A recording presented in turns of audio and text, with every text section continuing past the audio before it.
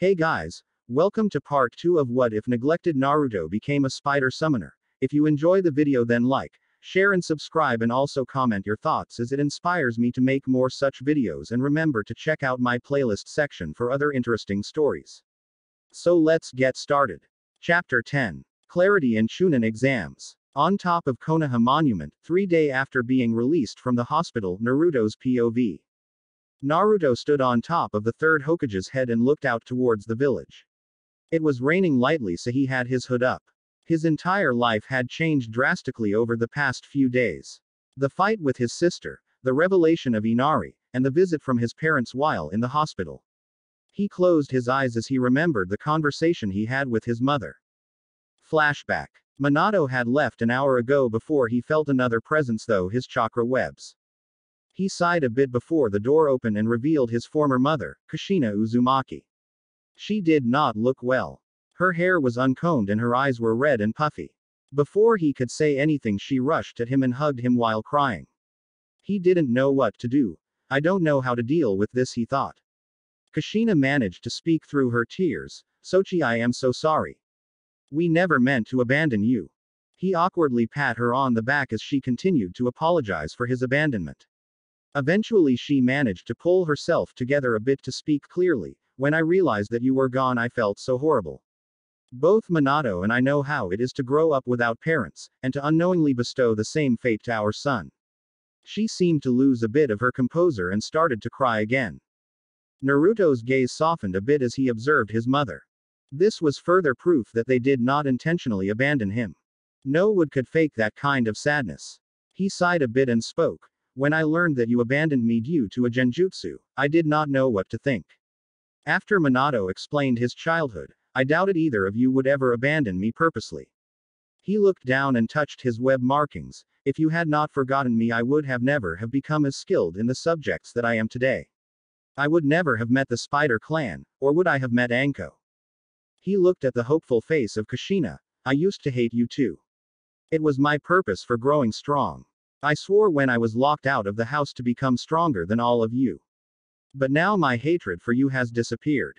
However, I doubt I can ever think of you or Minato as my parents. Kushina started crying silently again but nodded in understanding. Naruto lifted his hand and smiled a bit, but that does not mean we can't be friends. Kushina looked a bit shocked but laughed a bit and shook Naruto's hand. Sure.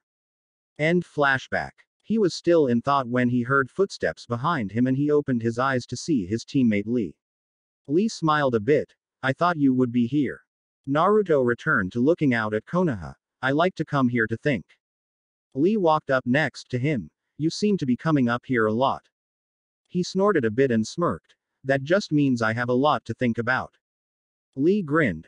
I know how to clear some of your questions.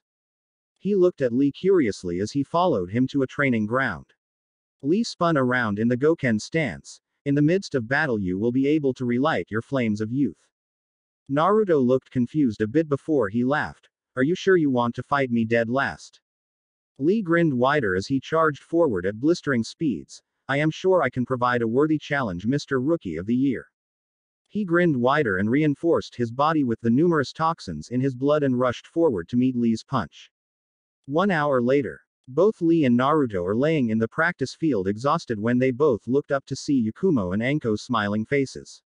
They all started to laugh and joke around while Naruto was inwardly thinking, I can't see you guys as family because I already have a perfect one right here. Konoha Academy, day of the Chunin exams, 5 hours before exam, Naruto's POV. Naruto, Lee and Yakumo are walking through the hallways of the academy making their way to the 3rd floor for the first test of the Chunin exams. They had arrived early to spy on the competition and find a good unnoticeable position. Over the past few days they saw many foreign genin teams from across the 5 great villages and nobles arrive in Konoha for the exams. It was a miracle that no incidents were reported besides a small altercation with a Suna and Konoha team. They all noticed the small genjutsu on the 2nd floor, but Naruto quickly whispered, don't point it out, the less competition the better.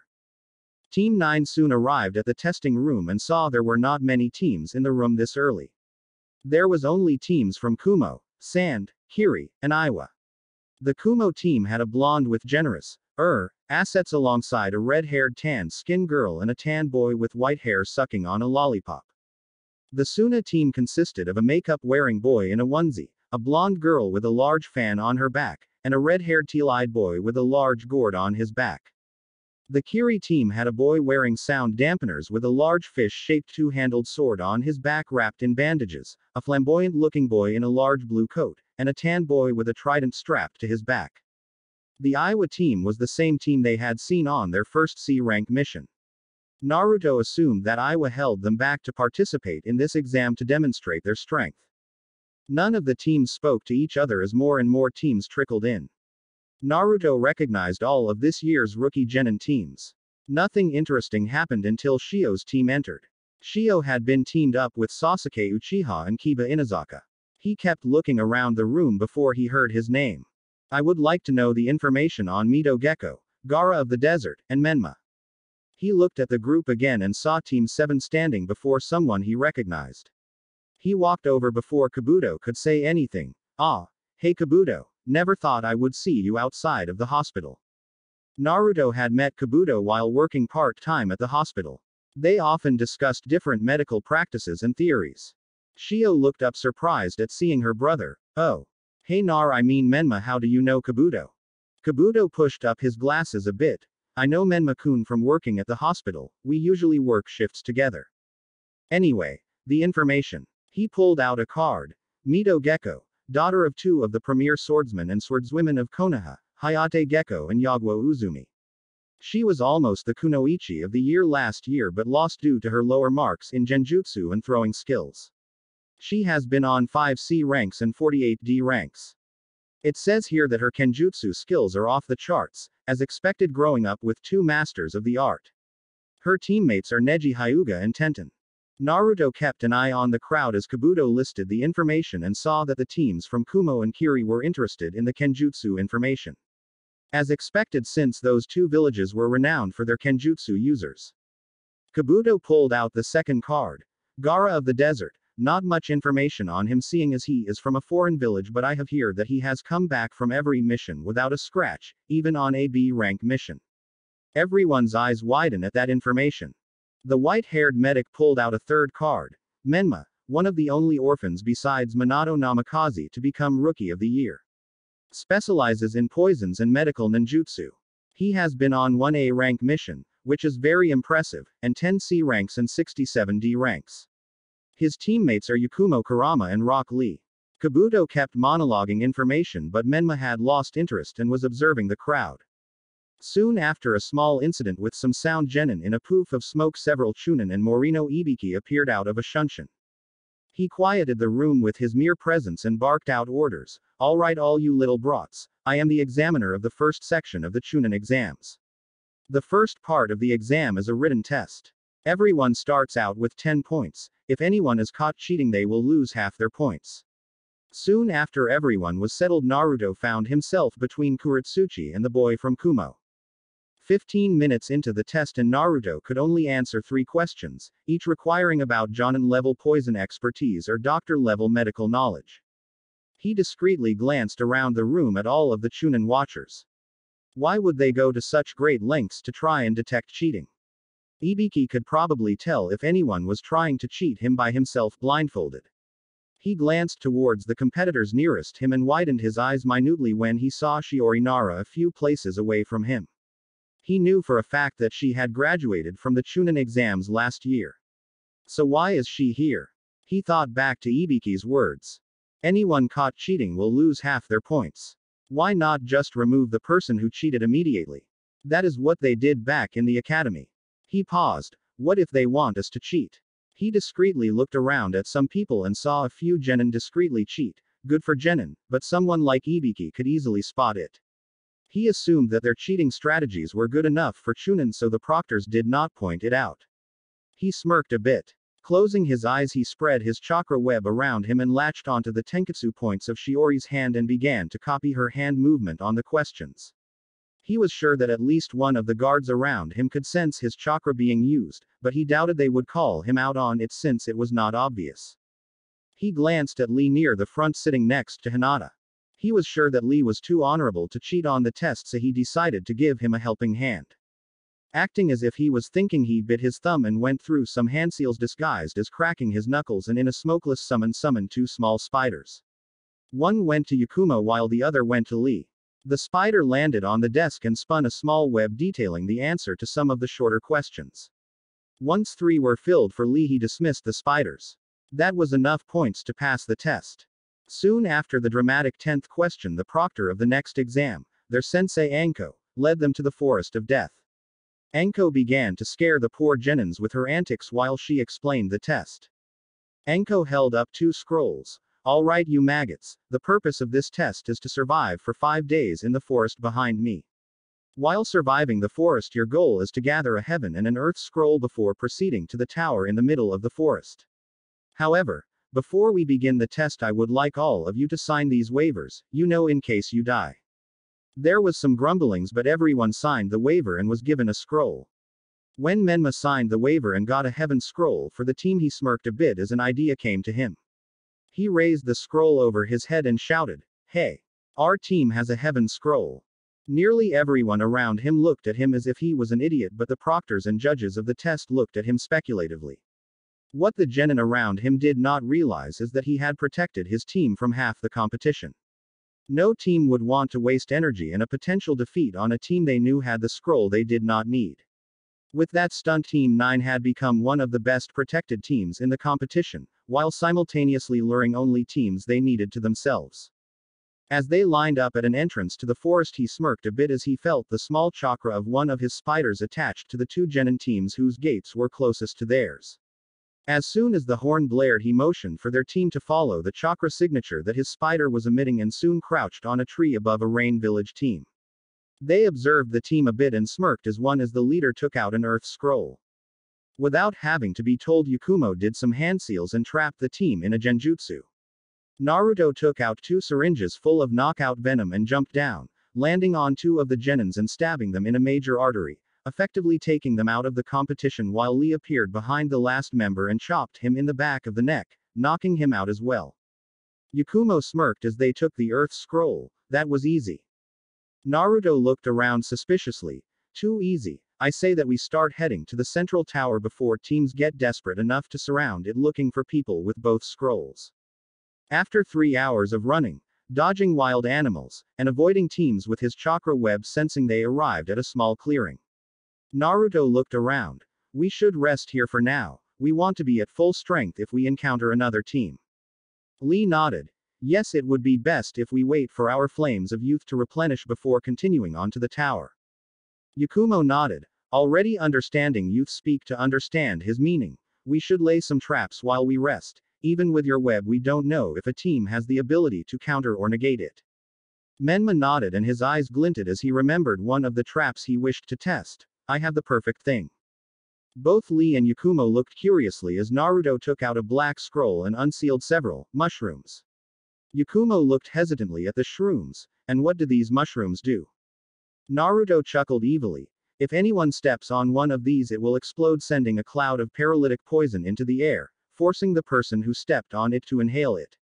No one will be able to sneak up on us with these around us. Kukuku. Uncount to Team 9. But in a different dimension, every person classified as a jungler flinched simultaneously while a small yordle chuckled evilly as he waited for more people to fall to his shrooms of death. 3 hours later, 9 p.m. Team 9 had entered the tower and opened their scrolls, which turned out to be summoning scrolls for a chunin to explain the scrolls to them and explained that they had to stay in the tower for the next 3 days. Time inside the tower moved slowly for the team as there wasn't much to do. They could not train in case they were spied on by an enemy team.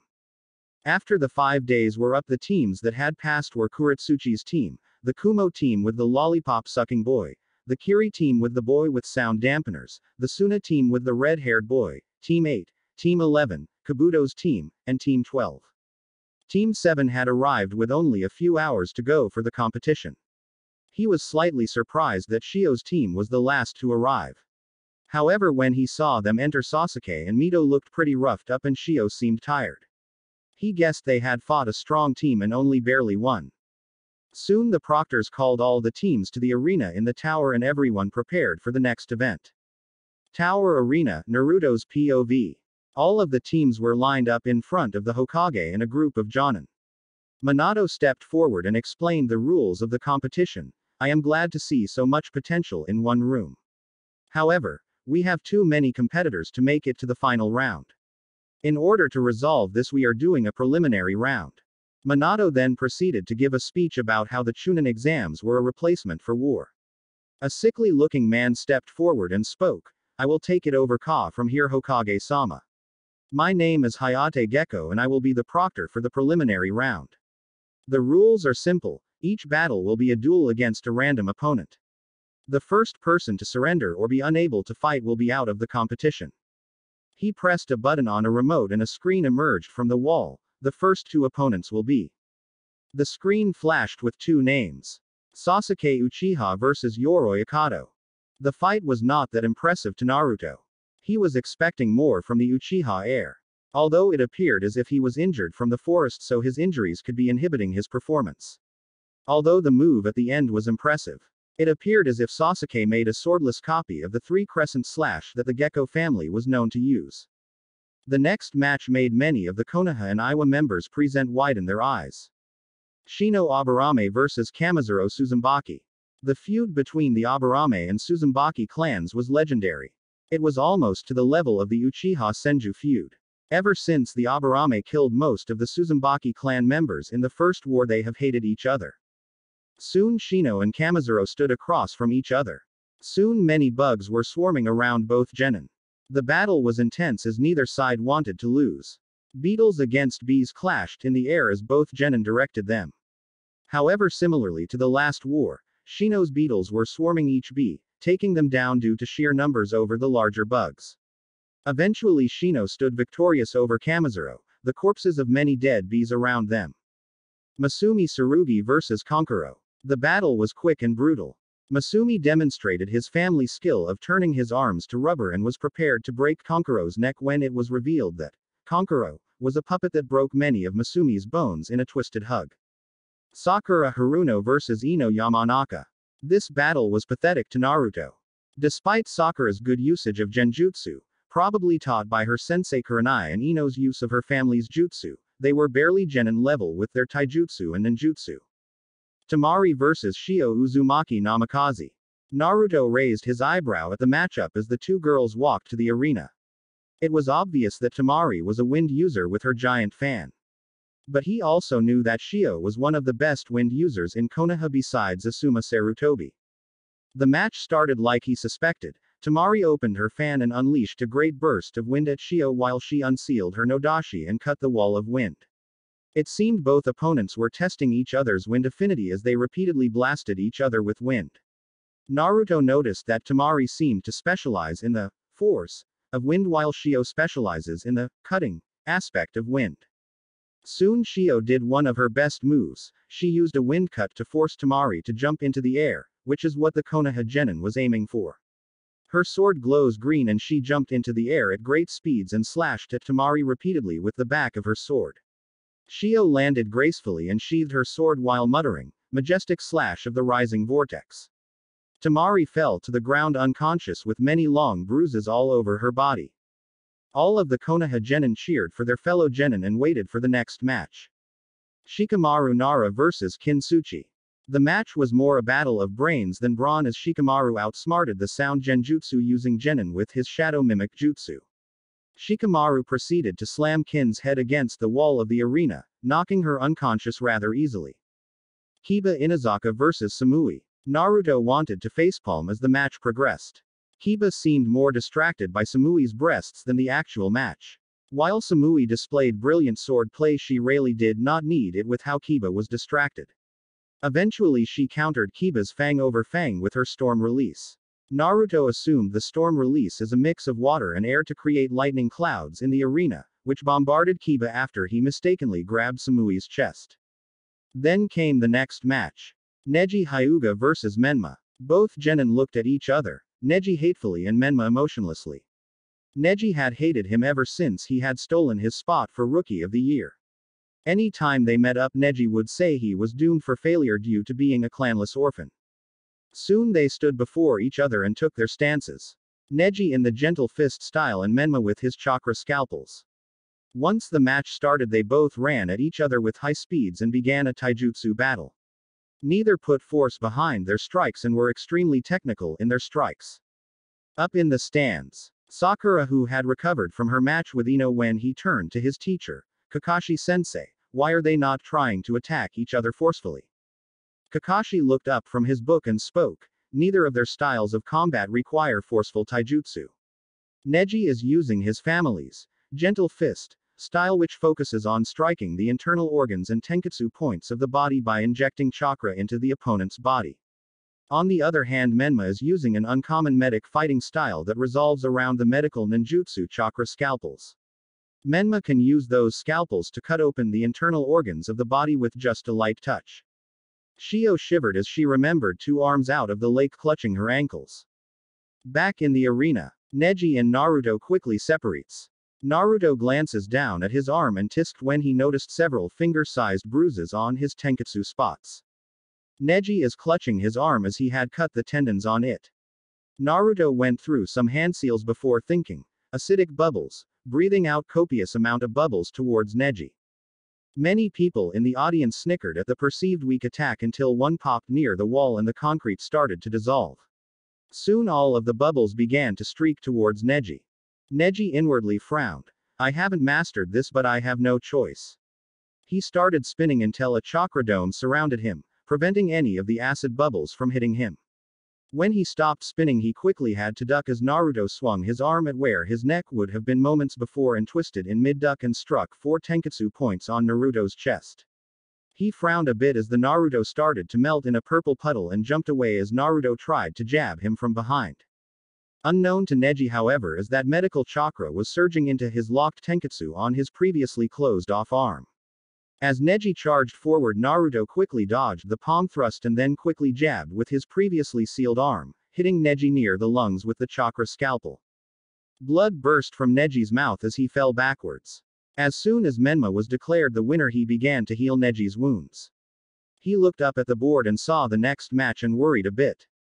Gaara vs. Rock Lee. Chapter 11. Preliminaries Part 2. Rock Lee vs. Gaara. Naruto ended his healing hands on Neji as doctors came forward to collect him and contemplated the matchup as he walked back to the second floor. From Kabuto's information, Gaara is either incredibly skilled or incredibly lucky to get out of all those missions without a scratch. Naruto knew Lee was good, leagues better than him in taijutsu. But if this guy had a move that could negate Lee's taijutsu, he worried. Lee's POV. Lee stood before the red-haired genin and got into his Goken stance. Yosh. Let us have a youthful battle. Some genin looked confused at what Lee was saying while Yakumo sighed. Gaara looked at Lee emotionlessly while the cork on his gourd popped out at great speed at the Konoha genin. Lee caught the cork and smirked a bit. Let's not be so hasty. Hayate looked between the 2 genin before raising his arm. Hajime. In a great burst of speed, Lee disappeared and reappeared behind Gaara with a drop kick. However, before the heel could hit Gaara's head, sand blocked the leg and Lee had to jump away before the sand swarmed him. In the stands. Sand? Questioned Naruto to himself. The medic wondered if that was a mutation of the Sabaku magnet release.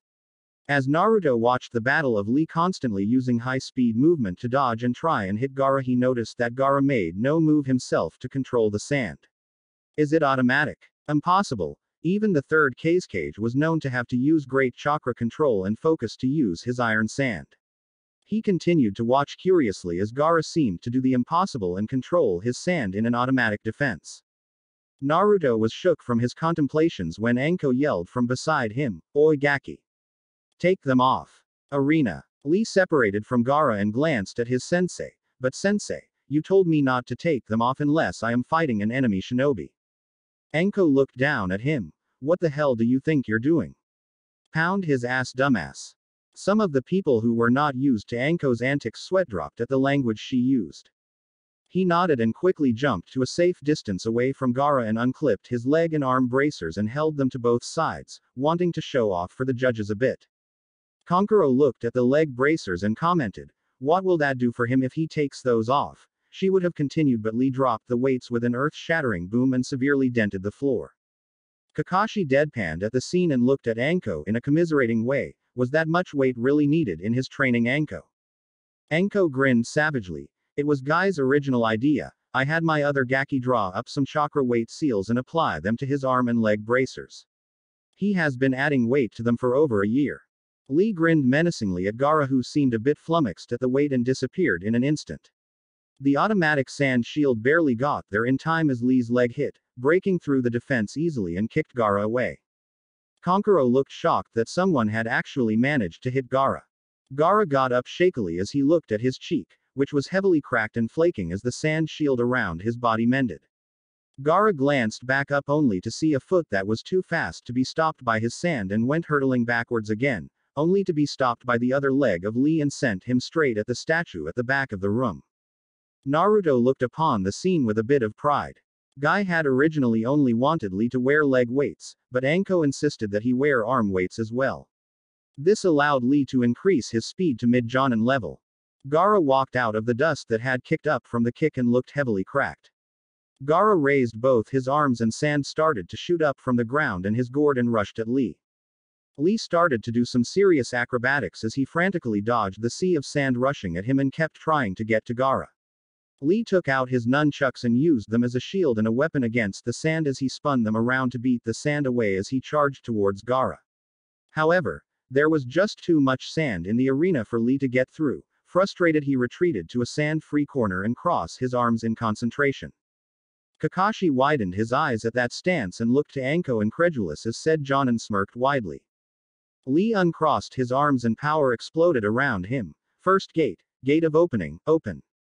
Soon Lee was hurtling towards Gaara and smashing through walls of sand before kicking Gaara and in the chin and jumped up behind Lee and did a spinning flying suplex while shouting, "Primary Lotus." When the smoke cleared from the move, it showed a broken sand shell which vaguely looked like Gaara. Lee panted a bit from the backlash of using the first gate but was able to barely dodge a wave of sand that came behind him as Gaara emerged from a pile of sand looking a little haggard. Lee, knowing he had no choice, crossed his arm over his face and concentrated. Kakashi revealed his Sharingan eye, wide-eyed as he viewed Lee. Anko looked at him seriously. Don't even try to judge me, Kakashi. I allowed Guy to teach him the hidden lotus for one reason: that kid can take it. If anyone is worthy to learn that move, it's this kid. Lee uncrossed his arms as even more chakra exploded from him as his skin turned red and his eyes lost their irises. Second gate. Gate of healing. Open. Third gate. Gate of life. Open. Fourth gate. Gate of pain. Open. With those gates open, it seemed as if there were multiple Lee kicking and punching Gaara around the arena, battering the Suna Genin. Eventually Gaara crashed into the ground, badly hurt as Lee could barely stand from using that technique. He looked at Gaara and saw him still conscious, lifting his hand to surely crush the weakened Genin. Lee panicked for a second before remembering something before the Chunin exams. Flashback. Lee and Naruto were standing in a training field, resting after a sparring session. Naruto spoke up. You know, Lee, if you face an opponent immune to taijutsu, you need something to fall back on. Lee looked confused. But I have my nunchucks Menma, why would I need something else? Naruto looked at his teammate seriously. There are some opponents completely immune to physical damage. You need something that can damage people like that. Here. Naruto handed a pouch full of what appeared to be smoke bombs to Lee. Lee took one of the smoke bombs out and looked at it curiously, and Naruto explained. Each one of those is a powerful knockout poison. If you fight an opponent who can stop your taijutsu, use it. Lee nodded, looking thoughtful as he stared at the smoke bombs. End flashback. Lee quickly unsealed one of the smoke bombs and with all of his remaining strength threw the small ball at Gaara right before the sand hit him. Everything seemed to freeze as the ball exploded on Gaara, allowing the red-haired sand user to inhale the smoke. Right as Gaara went unconscious, Lee muttered, "I won." He could barely stand and he felt as if all his muscles were on fire, but he won against someone who was clearly a natural genius. However, before he could celebrate, his leg and arm were brutally crushed by sand. Everyone looked shocked as they saw Gaara shakily stand up, barely able to stand. Before Gaara could do any more damage to Lee, Minato flashed with his Hirishin and stopped the second wave of sand before it hit down Genin. Baki shouted at Gaara, "Gaara, stand down." Gaara glared up at the Suna-Jonin before all of the sand in the room converged on him, reforming his armor and gourd before slowly walking back up to the balcony. Naruto quickly jumped down to Lee with his healing palms already glowing a deep green. He did not understand how his knockout gas did not work. The stuff was designed to knock out large animals. Gaara should have been out for at least 3 days. He winced as he examined Lee. There were multiple fractures in his leg and arm. He stood back and let them take Lee away, feeling slightly helpless. He didn't have nearly enough medical experience to heal Lee. He never felt more useless than at that moment. There was a 30-minute break as the judges fixed the arena from the fight between Lee and Gaara. Lee had been taken to Konoha's hospital due to his injuries, so Naruto and Yakumo could not visit him. The next match appeared on the screen. Hinata Hyuga vs Yakumo Kurama. Naruto winced a bit. A Hyuga is one of Yakumo's worst opponents. With her Byakugan, Hinata could see through most of Yakumo's genjutsu and was more than likely better at taijutsu than the genjutsu specialist. However, as he looked at Yakumo's face, he knew she was determined to win. It wasn't a secret that Kurenai Yuhi had basically raised Hinata. So Yakumo had always disliked Hinata, who she perceived as her replacement. Yakumo's POV. Both girls stood across from each other in the arena. Hinata was slightly nervous under the steely gaze of Yakumo. For a usually docile and happy girl, Yakumo looked like she was prepared to kill. Hayate looked at the two girls and raised his arm. Hajime. Yakumo flashed through handseals and Hinata soon saw her family, Kurenai, and her team berating her for being weak and useless. However, Hinata activated her Byakugan and saw through the illusion and ran towards Yakumo to engage her in taijutsu. However, before she reached Yakumo, the genjutsu user went through 4 handseals and a wall of earth rose before the black-haired girl. Before Hinata could react, a fist of stone emerged from the wall and punched her away. Behind the wall, Yakumo was quickly painting a genjutsu painting. She didn't care for quality, she was going for speed as she painted a rough scene of the room they were in. As Hinata stood back up, she quickly rushed to the collapsing wall but gasped as everything was reversed. The room was upside down, and as she looked up she could see the roof but felt a severe case of vertigo as she tried to maintain her footing on the reversed floor. Yakumo chuckled a bit. How do you like my real illusions? With this genjutsu everything is reversed. Left is right, right is left, and up is down. She took out her tanto and ran at Hinata. Hinata took out a kunai to block the tanto but felt a cut appear on her opposite shoulder and gasped in pain. Yakumi grinned evilly. Also, every cut appears in the opposite direction. In the stands, Kurenai winced as she saw Hinata attack in the completely wrong direction at Yakumo. She noticed Yakumo painting a picture and figured that Hinata is now in an almost unbreakable genjutsu. She wished she had not given up on Yakumo that day. However, she did not know that Minato could seal her Edo demon. And now Hinata is paying the price for her mistakes. Back in the arena, Hinata was breathing heavily as she had many small cuts along her body. Every time she tried to counter Yakumo, she was cut. In addition, any time the Hyuga heiress tried to attack Yakumo, her attacks went right through her. However, Hinata heard through the illusion her idol, Shio, encouraging her. She had always admired the Uzumaki heiress for her bravery and courage and focused a bit and waited for Yakumo to charge at her. As she got closer, she attempted something she had never managed to do before. She quickly spun in a circle while shouting, "Kaden!" surrounded her, sending Yakumo crashing away from her. Hinata gasped a bit. The Kaden was a very draining jutsu. She would only be able to use it 3 more times before she passed out from chakra exhaustion. Soon the battle became who gets knocked out first as Yakumo tried unsuccessfully to get past the Kaden and was flung back before both girls were breathing heavily. Eventually, however, Hinata fell over exhausted but proud in herself for being able to stand up for herself. Hayate looked at the downed girl and spoke, "Winner Yakumo Kurama." Naruto POV. Naruto cheered for Yakumo and helped heal some of her injuries from the numerous Kadens. "You shouldn't be so reckless, you could have injured yourself by charging in like that." Yakumo grunted but didn't respond as her medic teammate continued to heal her. He looked at the board and saw the next match. Choji Akamichi vs Kaneda Dosu. The match was over fast as Choji used his partial expansion jutsu to try and crush Dosu. However, when Choji crashed into a wall, Dosu used his melody arm to knock the big boned boy out. The next match had him interested. Kuretsuchi vs Omoi. The match was interesting to Naruto. Despite Omoi's excellent kenjutsu skills, he was no match for Kuretsuchi's earth release and lava release. Eventually Omoi surrendered as he was surrounded by puddles of boiling lava. Gengeta Hazuka vs Akatsuchi. The battle displayed a wide range of water and earth jutsu. Gengeta seemed to constantly use water bullets to pierce the earth constructs that Akatsuchi created. The battle continued at a stalemate until Gengeta summoned a medium-sized clam that spread a mist over the battlefield, created mirages that Gengeta used in combination with his water jutsu to defeat Akatsuchi. Mito Gecko vs Chojuro. Mito's POV. Chojuro took out his double-handled fish-shaped sword and Mito drew her katana. Hayate looked between the two genin before calling out, Hajime. Chojuro sprang into action, unwrapping his sword revealing the haramakare and jumped into the air while yelling, hammer form. The sword of the seven mist seemed to splash a bit before transforming into a giant hammer, crashing down on where Mito was seconds ago. Mito seemed calm and collected as she took a stance with her katana. First dance, Sliver Moon, she dashed forward and right before she reached Chojuro she spun around in a graceful arc and struck at his side. Chojuro seeing where the strike was headed yelled out, shield form. And the haramakare formed a shield around Chojuro.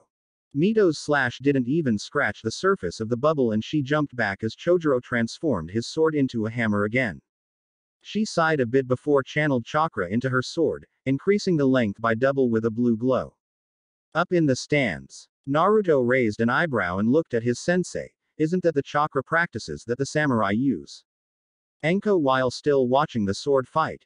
Yup, what a lot of people do not know is that Hayate's father was a samurai. He taught Hayate everything he knew before they immigrated to Konoha. He must have taught the style to his daughter. In the arena, now holding her blue broadsword in one hand she rushed forward while whispering, broken crescent, and jumped around Chojuro swinging her broadsword widely making many cuts along the shark-tooth boy's body. Chojuro twisted his sword around while yelling, longsword form. And his sword turned into a huge sword when he swung it at Mito. Mito twisted around and swung her chakra broadsword with great strength while whispering, great moon slash, and the chakra from her blade sprang forward in a large blast that collided with the longsword form of the haramakare creating a blast of dust in the air. When the smoke cleared Chojuro was on the ground with Mito standing above him, victorious. Everyone clapped for Mito as the last matchup appeared on the screen. Tenten vs Umi. Tenten stood across from Umi as Hayate looked between them, Hajime. Tenten jumped into the air and started pelting Umi with all kinds of throwing weapons. However before they reached Umi he pulled out a scroll and went through some hand seals, wave style, great surf. Out of the scroll a great burst of water appeared and took the form of a wave and barreled towards the bun-headed genin. Tenten managed to jump over the wave but the ground floor of the arena was completely flooded. Umi went through some more hand seals, wave style, turbulence.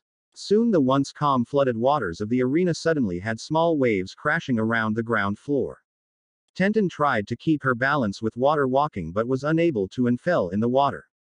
As she fell a net covered her and she was held at trident point. Hayate, who had jumped to the balcony to escape getting wet, looked at the situation before calling, winner, Umi. Soon all of the winners except Sasuke were lined up in front of the Hokage and Hayate. The proctor had each person reach for a number before they all had one. Upon opening them they went like this. Sasuke Uchiha. 3. Menma Naruto. 1. Shio Uzumaki. 4. Kuretsuchi. 2. Dosu Kaneda. 5. Umi. 7. Konkuro. 8. Yakumo Kurama. 9. Gengeta Hazuka. 10. Gaara. 6. Shino. Bai. Hayate reviewed the numbers before speaking. Alright, so the matches are as follows. Menma vs Kuretsuchi, Sasuke Uchiha vs Shio Uzumaki, Dosu Kaneda vs Gaara, Umi vs Konkuro, and Yakumo Kurama against Gengeta Kurama. Shino has a bye to the second round. The matches will not be held for a month to allow time for foreign dignitaries to arrive. So use this month to train and prepare for the third round. Minato stepped forward. We have provided hotel rooms for each foreign genin team and welcome anyone to use our training fields to prepare for the final exam. Congratulations to all of you for making it to the final round. Chapter 12. Month to the finals. Konoha Hospital, one day after the preliminaries, Menma POV. Menma and the rest of Team 9 were visiting Lee in the hospital. They had just learned the horrible news that Lee may never be a ninja again. Naruto felt so useless. Despite all of the training in medical ninjutsu, he could not heal Lee. He knew it was pointless to beat himself up over not being able to heal something that doctors with years of experience over him couldn't. But he could not stop thinking about how Lee trained harder than anybody in Konoha to be strong, only to have it all wiped away by the madness of that genin. His fist clenched a bit. Gaara would pay. He walked down the hallways lost in thought. If Gaara stole Lee's future away from him, I will make him regret the day he ever gained that sand ability.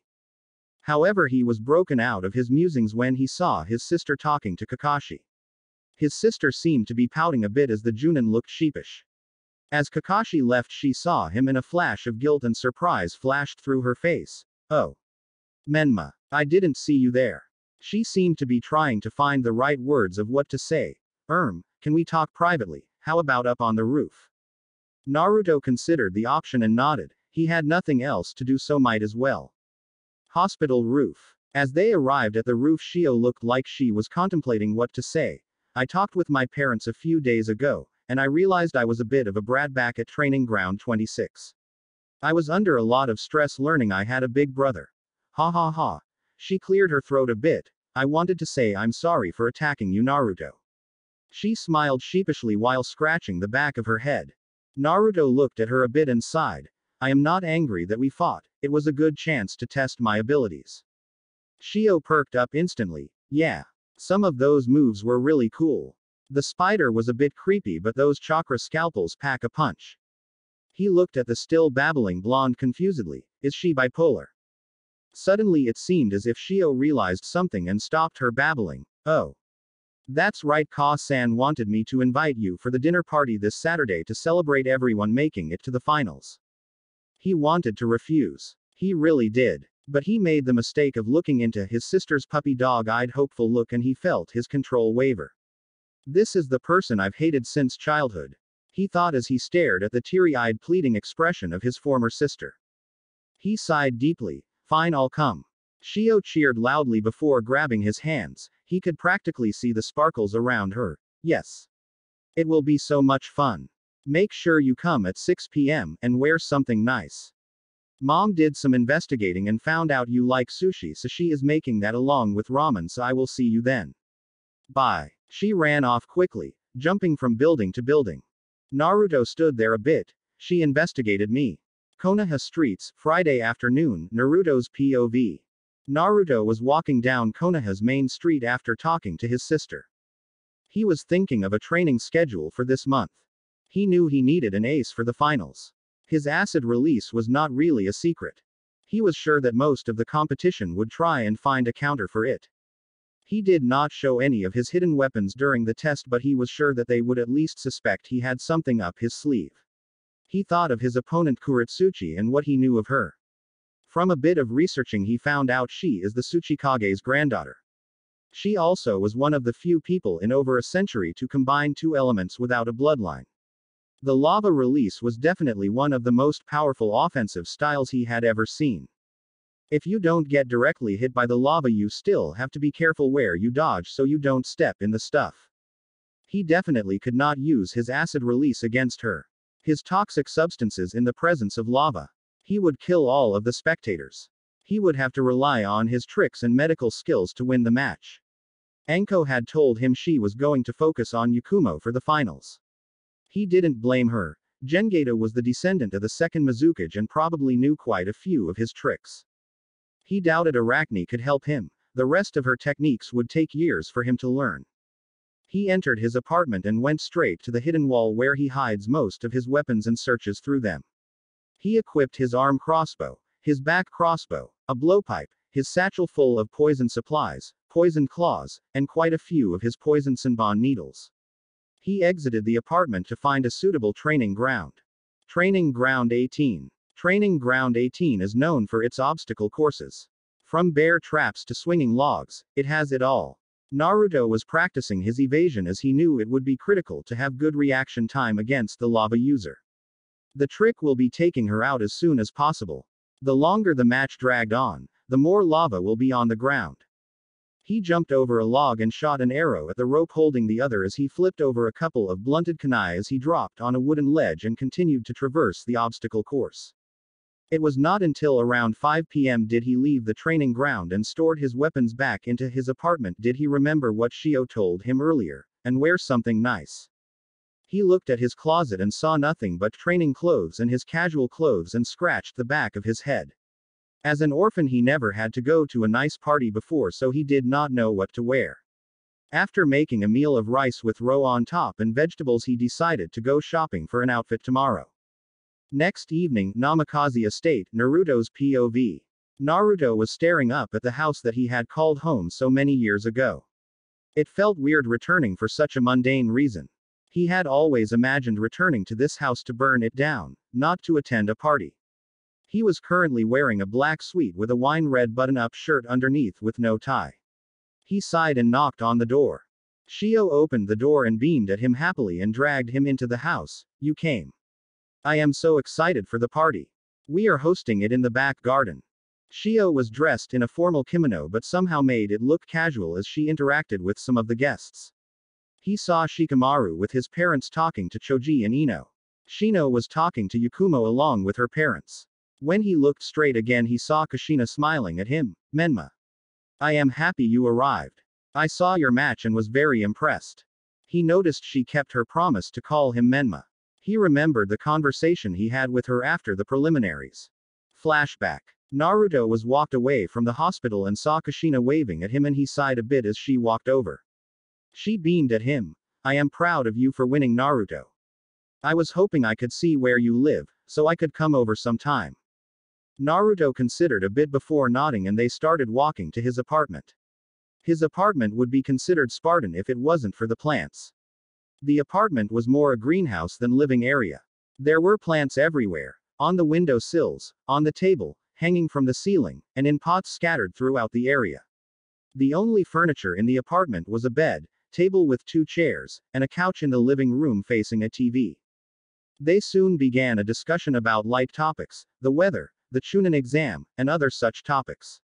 Naruto was surprised how easy it was to get used to Kushina's presence. She was a genuinely likable person, she seemed to have this aura that made people around her happy. He felt sad for never being able to experience that when he was younger. However, soon they started speaking of more serious topics as Kushina took a deep breath and asked the biggest question on her mind. Have you considered retaking the Namikaze Uzumaki name?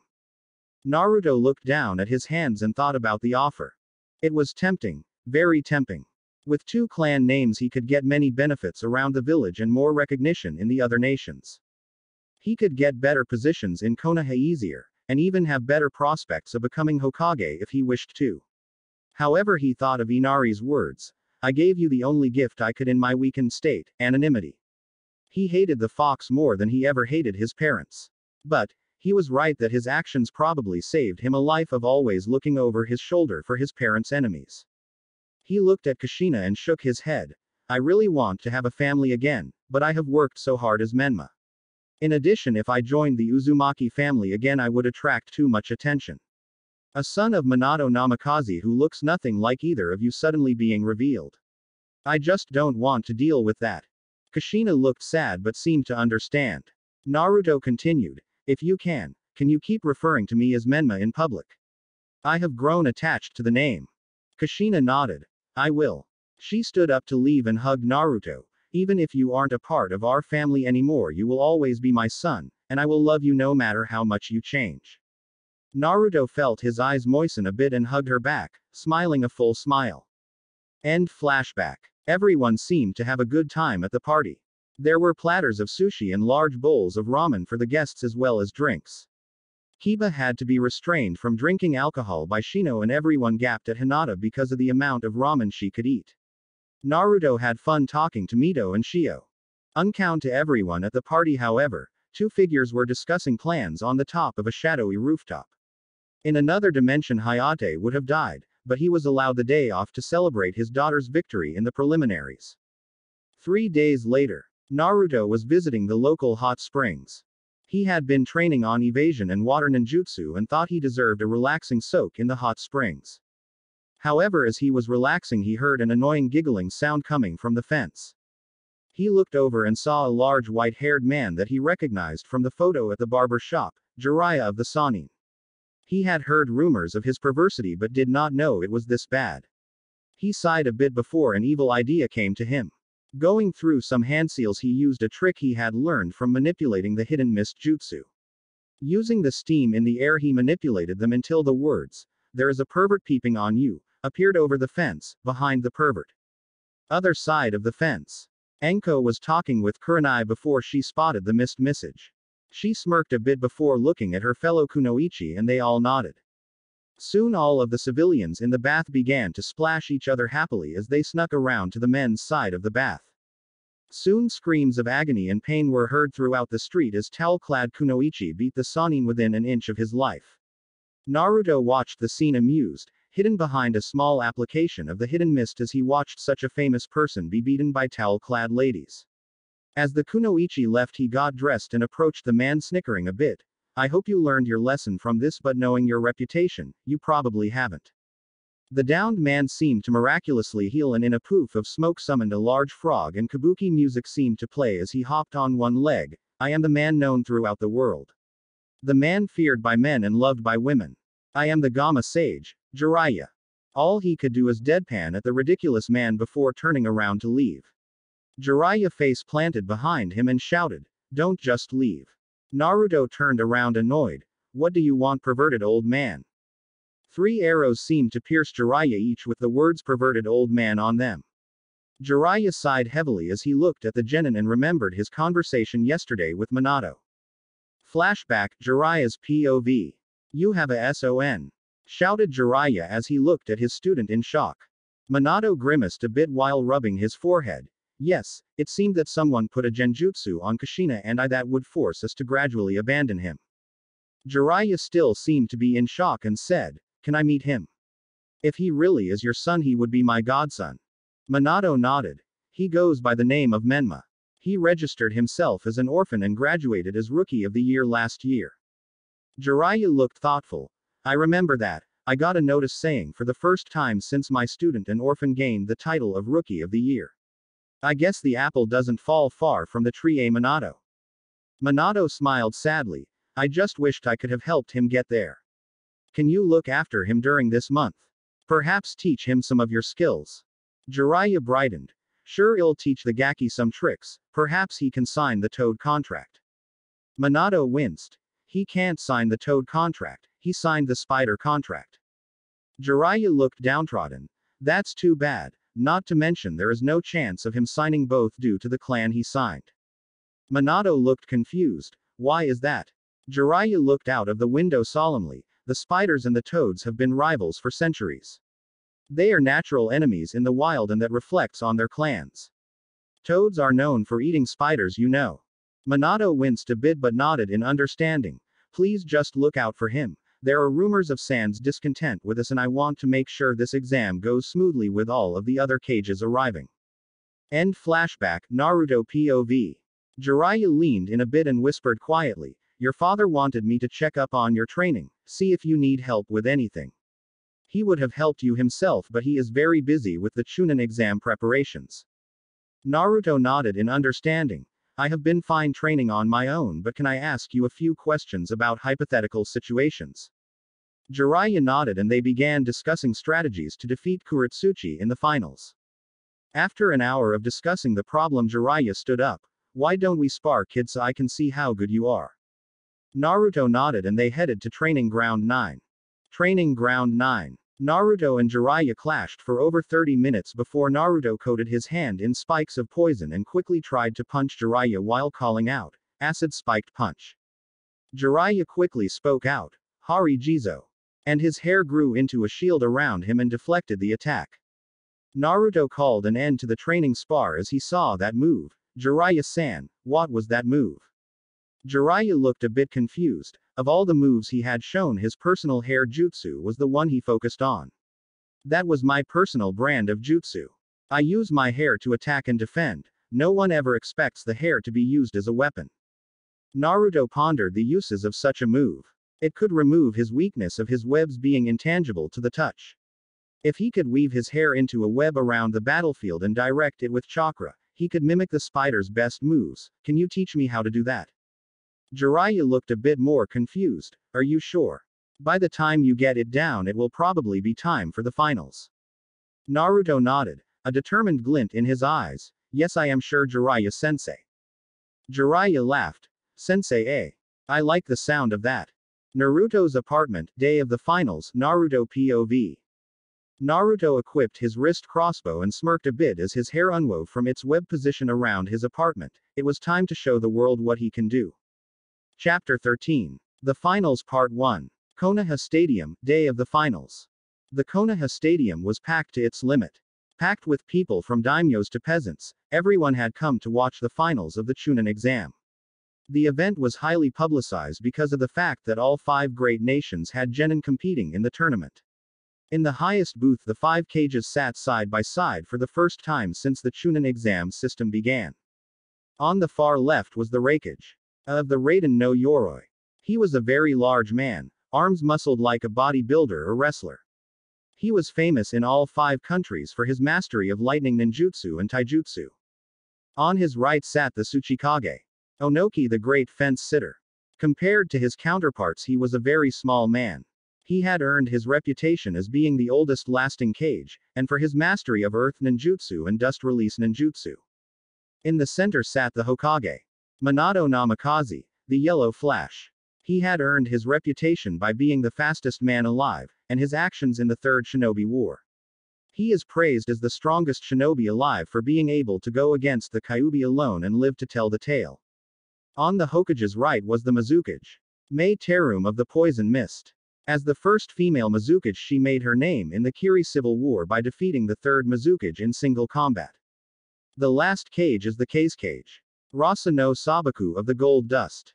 Famous for his role in the Third Shinobi War. He also became Kazekage after defeating the Ikibi in single combat and allowed Chio to seal the Biju inside a tea kettle. Each kage was extremely famous and well-respected individual. Each had gathered in the stadium to witness the finals of the Chunin exams. In the stadium, all of the genin were lined up in front of the new proctor. The man had a lazy appearance with a bandana around his head and chewing on a senbon. The proctor looked at the gathered genin and spoke, "Welcome to the final rounds of the Chunin exams. I am your proctor for this event, Genma Shiranui." He pulled out a tournament sheet and showed it to the genin. The matches are as follows. Match 1. Kuretsuchi vs Menma. Match 2. Shio Uzumaki vs Sasuke Uchiha. Match 3. Dosu Kaneda vs Gaara. Match 4. Umi vs Konkuro. Match 5. Gengeta Hazuka vs Yakumo Kurama. Match 6. Shino Aburame vs Mito Gecko. Shikamaru. Bye. The senbon chewing jonin put the tournament sheet away and turned to the genin. The first match of the day will be Kuretsuchi of Iwa against Menma of Konoha. Everyone else please vacate to the viewing balcony. Kuretsuchi vs Menma. Genma looked between the two genin and raised his arm. Hajime. Right when he finished those words, Kuretsuchi flew through some handseals before shouting out, "Lava bombs." Menma jumped away and started weaving between the balls of lava as they landed on the ground, forming puddles of the burning liquid. In the cage box, Mei looked interested in the lava jutsu and turned to Onoki. "Oh. Lava jutsu from a genin. Impressive." Onoki looked at Kuretsuchi with pride. Yes, she is a genius with mixing elements together. Although that kid Menma is definitely a genius himself. I remember that he, along with his team, defeated Rogan the Butcher a year ago. Minato smiled proudly. Yes, Menma definitely is one of our strongest genin this year. I wonder how he plans to counter the lava ninjutsu. Back in the arena, the battle was going as Naruto had imagined it, constantly dodging lava while simultaneously watching out to not jump in the lava puddles. However, what the stand did not know is that he had almost completed his trap. He looked around the arena and saw spiders weaving their webs across the arena. Kuretsuchi was annoyed. Her opponent had been constantly dodging her attacks and did not seem concerned with counter-attacking. Did he think she would run out of chakra? Ha! She was the granddaughter of the Tsuchikage. She had been increasing her chakra reserves since birth. Soon the field was almost full of lava beside the circle that Kuretsuchi occupied. She smirked. End of the line. She went through some handseals for her best jutsu, lava dragon jutsu. Soon a massive Chinese dragon rose from the lava and streaked towards Menma, blasting his position with boiling lava. Many people in the stands gasped as they thought Kuretsuchi had killed Menma. But a voice called from above the field, "Oi oi oi, are you trying to kill me?" Everyone looked up to see Menma standing on air. Only a few people could see the interlocking web that stretched across the stadium that Menma was balancing on.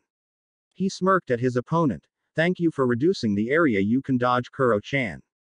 Kuretsuchi growled at the nickname while Menma took out the crossbow from his back, but it's time to play shoot the Iwa Genin. With that the role of the battle was reversed. Naruto repeatedly peppered the Iwa Genin with arrows as he jumped from wire to wire, dodging any of the attacks from Kuretsuchi. Due to the pools of lava around her, she did not have much room to dodge the arrows. In the cage stands, rubbed his chin, an interesting tactic.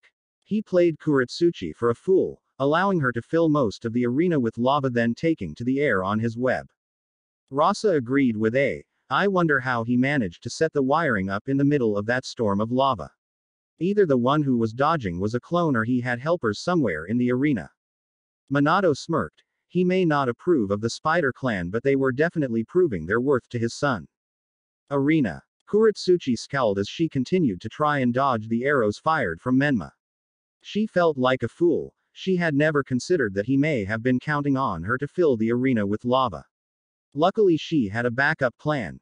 Going through handseals she called out, "Quicklime congealing technique," and spat globs of cement around herself, covering the lava pools with quickly drying cement. She now could better evade the arrows while countering with her own abilities. She smirked up at Menma. "Let's see you stay on your web with this." She went through 4 handseals, fire release, great fireball, and blasted a ball of fire out of her mouth at the web, lighting it on fire. Menma frowned at his burning web. It seemed his first plane failed. He jumped down and activated his chakra scalpels. As he landed he sprinted towards the Iwa Genin and engaged in a fierce taijutsu contest. Kuretsuchi broke away first and went through 4 hand seals, earth release, earthen body armor. Her skin darkened until it looked as if she was made of dirt. This jutsu was the earth-style counterpart to the lightning armor. Much easier to use and gave the user great defense. Menma frowned. That jutsu would prevent much of the damage from his chakra scalpels. He pumped more chakra into his scalpels and they lengthened a bit and turned dark green. He darted forward towards Kuretsuchi as she ran forward as well and they clashed, fists of stone versus chakra scalpels. Menma swung his arm down, hitting the shoulder of Kuretsuchi, but only making a small scratch. The Iwa Genin smirked at him before sucker punching him into the wall of the arena. Menma felt the impact and gasped a bit. The spiderweb cracks against the wall was proof of how hard he was hit. He fell to the ground in apparent pain. Kuretsuchi smirked as she jumped to jump kick him. However, right before she hit, Menma shifted and lifted his leg up and pressed against the food that would have kicked him. Kuretsuchi's eyes widened as she felt the prick of a needle in her foot. Her leg suddenly felt like jelly as she fell to one knee in shock. Menma smirked that his plan succeeded. On the bottom of his foot a small needle was shown, glowing with enough chakra to pierce the earth armor. He had paralyzed her with a potent enough venom to keep her down for a while. He smirked down at her and pressed a chakra scalpel to her throat. "Surrender."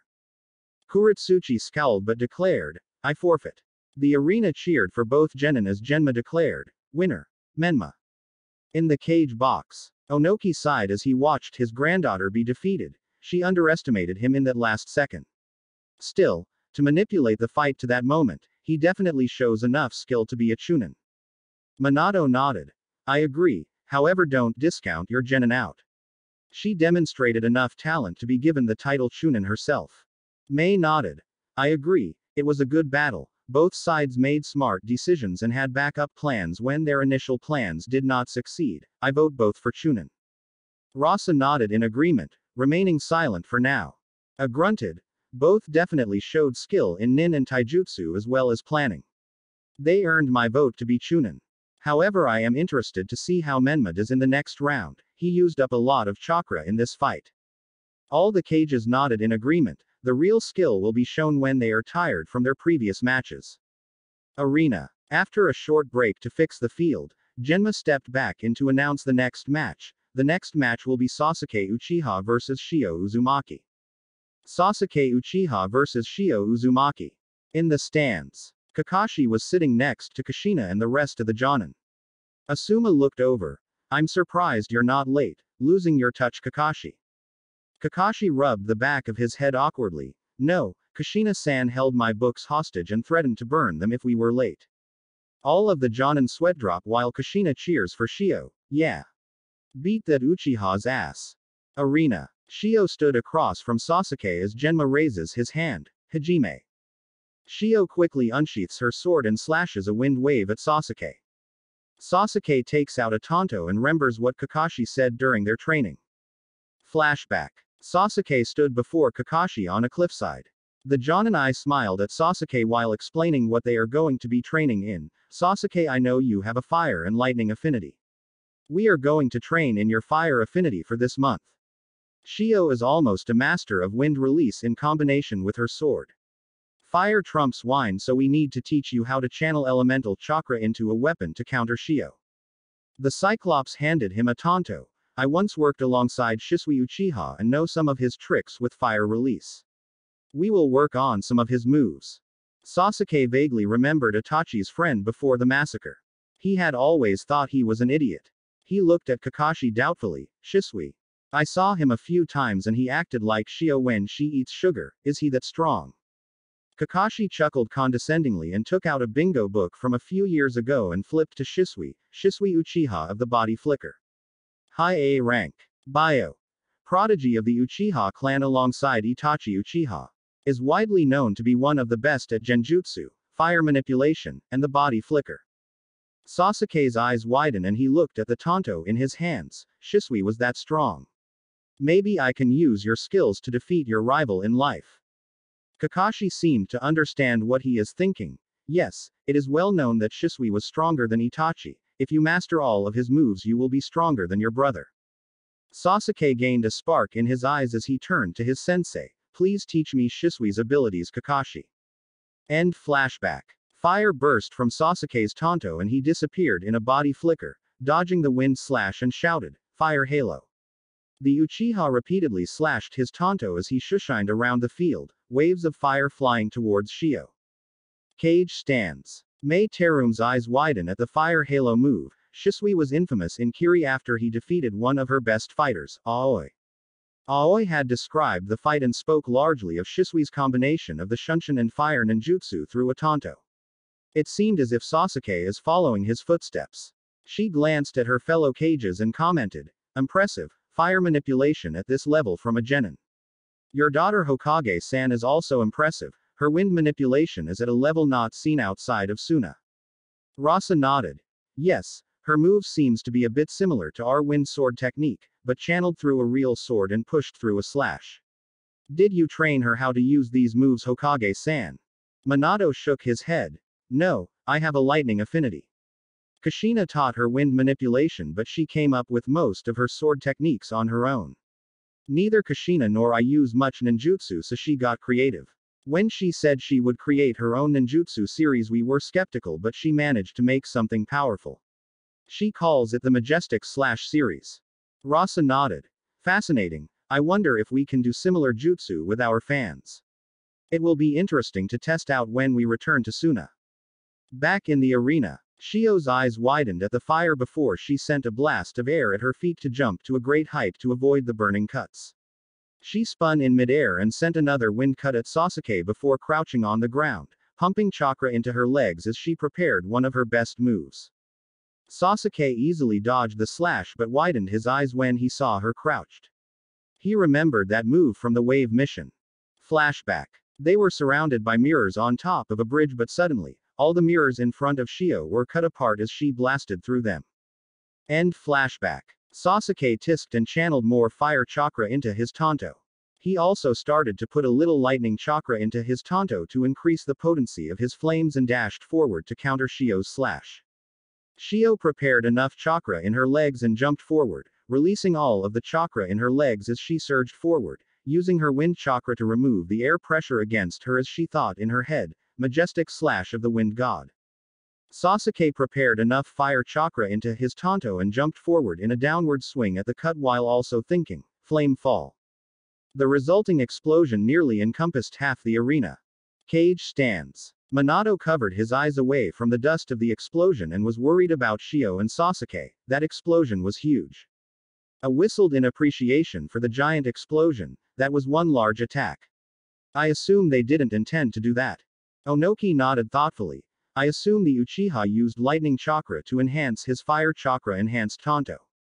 When in contact with Shio's wind ninjutsu, the flame reacted to the lightning and then enhanced with the wind, causing the massive explosion. A similar process is done with Bakuden ninjutsu. In the arena, as the smoke cleared, everyone looked at the walls of the arena as Sasuke and Shio were standing on opposite sides, safely away from the explosion. Although they were definitely worse for wear. Shio's nodaki had shattered and she had removed the hoodie she was wearing to the event, revealing a black skin-tight black top with mesh armor underneath it. Sasuke's tanto was fine but his black turtleneck clothing was burned and tattered in different areas. Shio jumped down and pointed at Sasuke angrily, "What the hell? You do some awesome move then jump away at the last second. What kind of fighter are you? Datbeo." Sasuke jumped down too and scowled at the blonde Uzumaki, "You jumped away too, idiot." They glowered at each other before Shio looked at the huge crater their attack had caused. Well, it seemed it was a good idea to dodge. That attack went way out of control. Sasuke glanced at the crater too. It was about 10 feet deep and covered about a third of the arena. Sasuke nodded but dodged a punch from Shio and the fight was back on. Despite the loss of her sword, Shio continued to use wind-enhanced taijutsu to counter Sasuke's tanto attacks and supplementary taijutsu. They clashed, wind against fire for a while before Shio jumped back and a blue ball swirled around her hand. She looked at Sasuke yelling, "I will win this." Sasuke scowled and struck his tanto forward, swirling fire chakra around the tip making a drill of fire. He jumped forward with the drill shouting, "Fire spear." Shio jumped forward while also calling out, "Rasengan." The two ninjutsu clashed until another large explosion occurred. Everyone was on the edge of their seats to see the end of the battle. As the smoke cleared, it was revealed that a tattered Shio was standing over an unconscious Sasuke. The crowd cheered for the Uzumaki as she ran around yelling in victory. Genma smirked at the jumping genin while thinking, even after all of that she has the stamina to jump around, what a stamina freak. He raised his hand at Shio while shouting out, "Winner of the second match, Shio Uzumaki." The crowd roared in approval. Shio looked up at the fighter's balcony where she saw her estranged brother looking at her and she smirked at him with her eyes, sending him a message, "I want to fight you next." Fighter's balcony. Naruto looked down at his celebrating sister, not sure what to feel. He felt proud that she won, but it was strange feeling these emotions for someone he has hated his entire life. He looked down at her again and saw him staring at him, sending him a message that he understood, "I want to fight you next." He smirked a bit, he could not wait for that confrontation. In the cage box, Onoki spoke first. "Well, they're definitely skilled enough for Chunin, however neither of them planned that far ahead. It was all reactionary. Plus if they made that kind of mistake with the explosion in a real situation they could get their entire team killed." Minato nodded. He was proud of the genin but neither showed the necessary mental prowess of a Chunin. He looked to his fellow cages and spoke. "Sasuke will not be promoted, but Shio still has a chance to show that she is eligible for Chunin." Everyone nodded at the assessment. Dosu Kaneda versus Gaara. Dosu and Gaara were standing across from each other. Genma looked between the two genin and spoke. "The third math between Dosu Kaneda and Gaara, Hajime." Dosu chuckled as he prepared his melody arm. "I wonder which one is faster, my sound or your sand." Gaara stared at Dosu apathetically before speaking monotone, "Your blood will be unsatisfactory to mother." Dosu shivered a bit but rushed forward, preparing to end this in one shot before the sun darkened overhead. He looked up and his lone eye widened before he was completely engulfed in sand. Gaara raised his hand and spoke in a monotone drawl, "Worthless," and clenched it. It was silent in the arena as blood seemed to drip down from the floating pile of sand. In the cage box, all of the cage were silent as they viewed the scene. Mei cleared her throat a bit before speaking. Your genin seems to be unstable, Kazekage-san. Rasa nodded solemnly. I told him not to kill any of the competition. I will have to discipline him after this. I shook his head in apparent disgust. He is definitely skilled, but he definitely does not have the mentality to lead. If he can kill a fellow genin in cold blood like that, he has no place leading a team of chunin. Minato nodded, agreeing with A's assessment. In the arena, Gaara walked slowly back up to the fighter's balcony, not reacting to the lack of any applause or recognition to his victory. All of the genin in the box were staring at the red-haired shinobi in anger. However, Kankuro was sweating internally. If I win my fight, I have to fight Gaara. Baki-sensei told us we can't forfeit to prepare for the invasion, but if I win this match I will be killed. Umi stood there in contemplation as he reviewed the previous match. If he won, he would be facing the red-haired menace. He frowned as he remembered the beaches of his childhood and smirked a bit. He had a plan against Gaara. He glanced at the puppet user, but he had to win this fight first. Umi versus Kankuro. Umi and Kankuro stood across from each other as Genma raised his arm. Hajime. Umi jumped back a bit and rushed through handseals before taking out a sealing scroll and shouted, "Great flood." A rush of water exited the scroll into the arena. He threw the scroll to a safe distance and kept dodging Kankuro as he kept unrolling water scrolls to flood the arena. He stopped after his fifth scroll and the water was now knee-high. He jumped on top of the water and glanced at his side bag. I have 10 more scrolls left filled with water. I hope that's enough for the next match. He looked at his opponent and saw him unravel his puppet. Kankuro sneered at his opponent. It doesn't matter how much water you use, you won't be able to dodge this. He flexed his fingers a bit and Karasu opened its mouth. Puppet secret art. Poisoned bomb. 3 purple orbs were shot from Karasu's mouth and exploded where Umi was, filling the area with poisoned smoke. However, Umi was already under the water, using an old diving ninjutsu to draw the air from the water around him into his lungs to breathe underwater.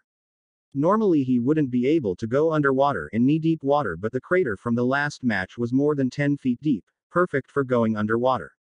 He went through some handseals and thought, wave style, great tsunami. Above the water a large wave suddenly formed and barreled towards Kankuro. Alarmed, he dived under the water along with his puppet to avoid the giant wave.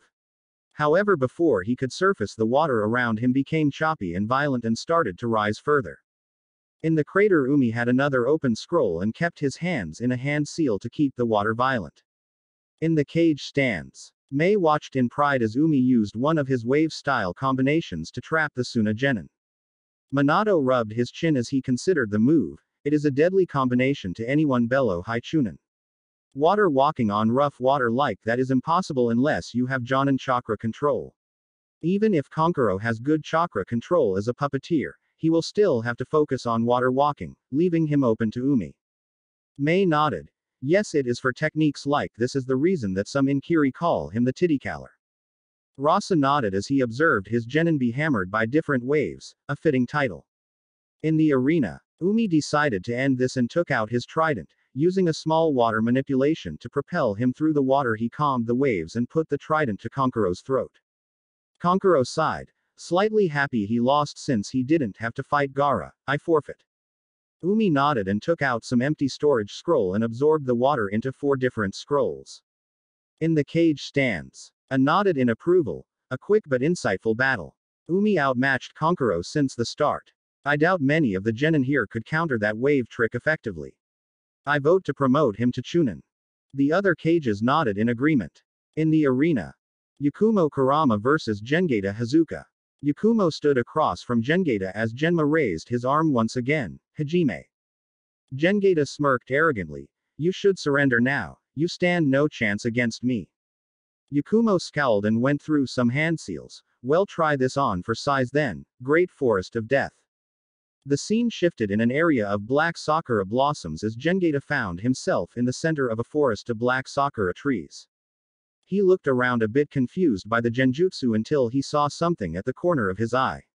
He spun around but saw nothing.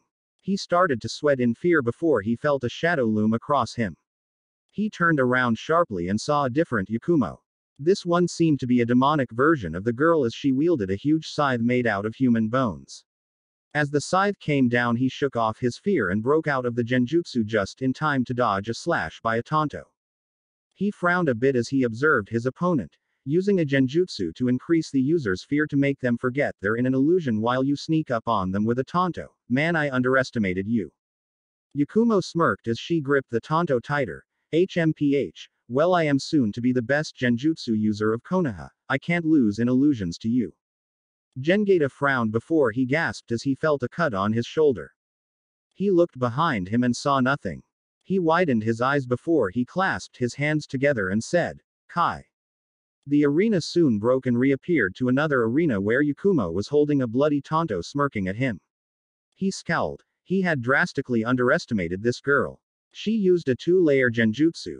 The first one would make him too scared to realize he was in a genjutsu. If he broke out of it, he would enter the next one, which would show a normal arena.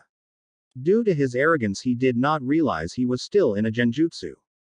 In the cage box, Onoki nodded in understanding. Impressive genjutsu. Using a double-layered genjutsu is extremely difficult. You have a talented brat there, Hokage-san. Minato nodded I pride as he watched his son's teammate outsmart the Kakikiri genin. Mei covered her eyes and sighed. She had repeatedly told him to not let his arrogance blind him. But it seemed like it had happened anyway. Arena. Gengata ignored the pain in his shoulder and went through some hand seals, whipping a bit of blood off his shoulder as he did so and called out, summoning no jutsu. A giant clam emerged from the large poof of smoke. The clam opened its shell and released a green-tinted mist throughout the arena. Yakumo looked around carefully, fully prepared for anything. What she was not prepared for was a blast of lava to emerge out of the mist.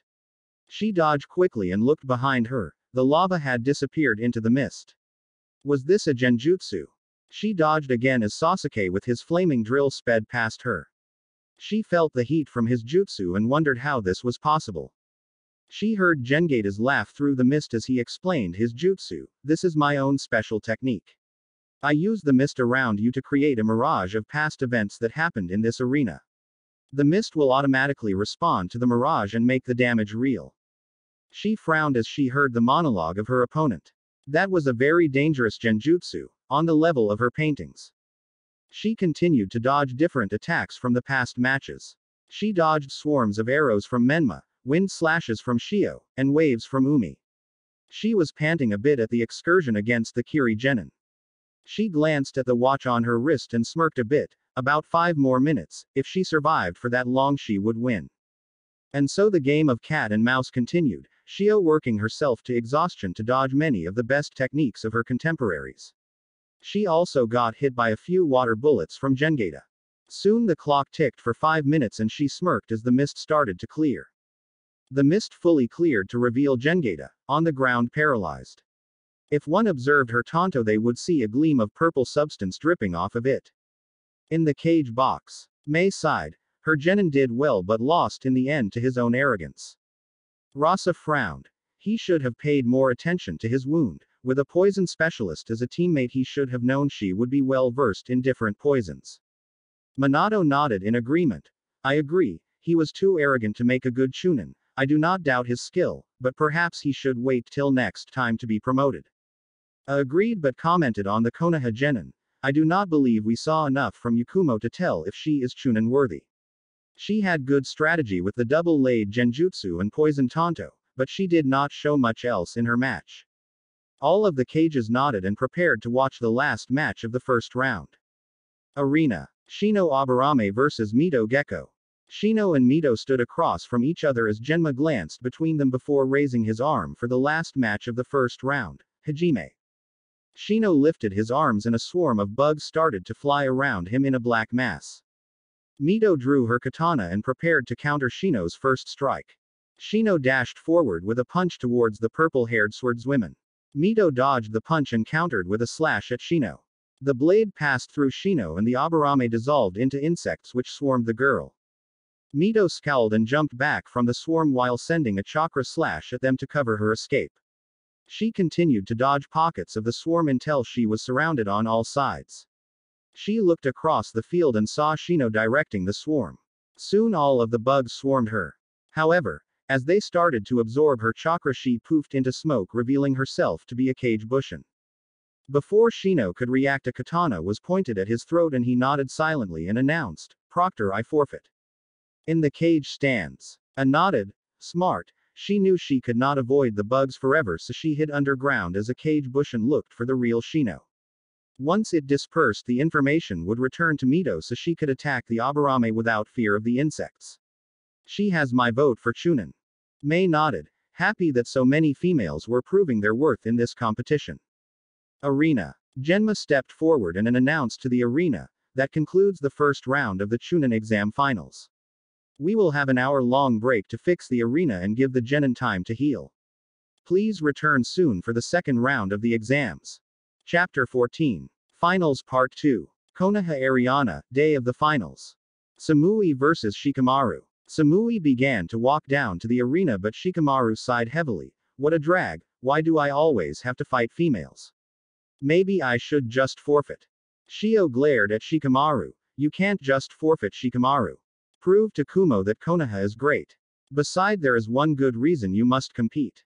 Shikamaru turned to her, back facing the balcony, and raised a lazy eyebrow. "Why is that?" Shio grinned evilly. "Because." She lifted her foot up. Her eyes glinted. "Say so." And Sparta kicked him down to the arena. Shikamaru stayed there for a while, just staring at the clouds, ignoring the crowd's booing. Troublesome girl. Genma sweat dropped at Shikamaru while Samui grew a tick mark. The Senbon Chowing Jonin sighed. "Hajime." Samui dashed forward and drew her sword, intending to cut the lazy coward in two.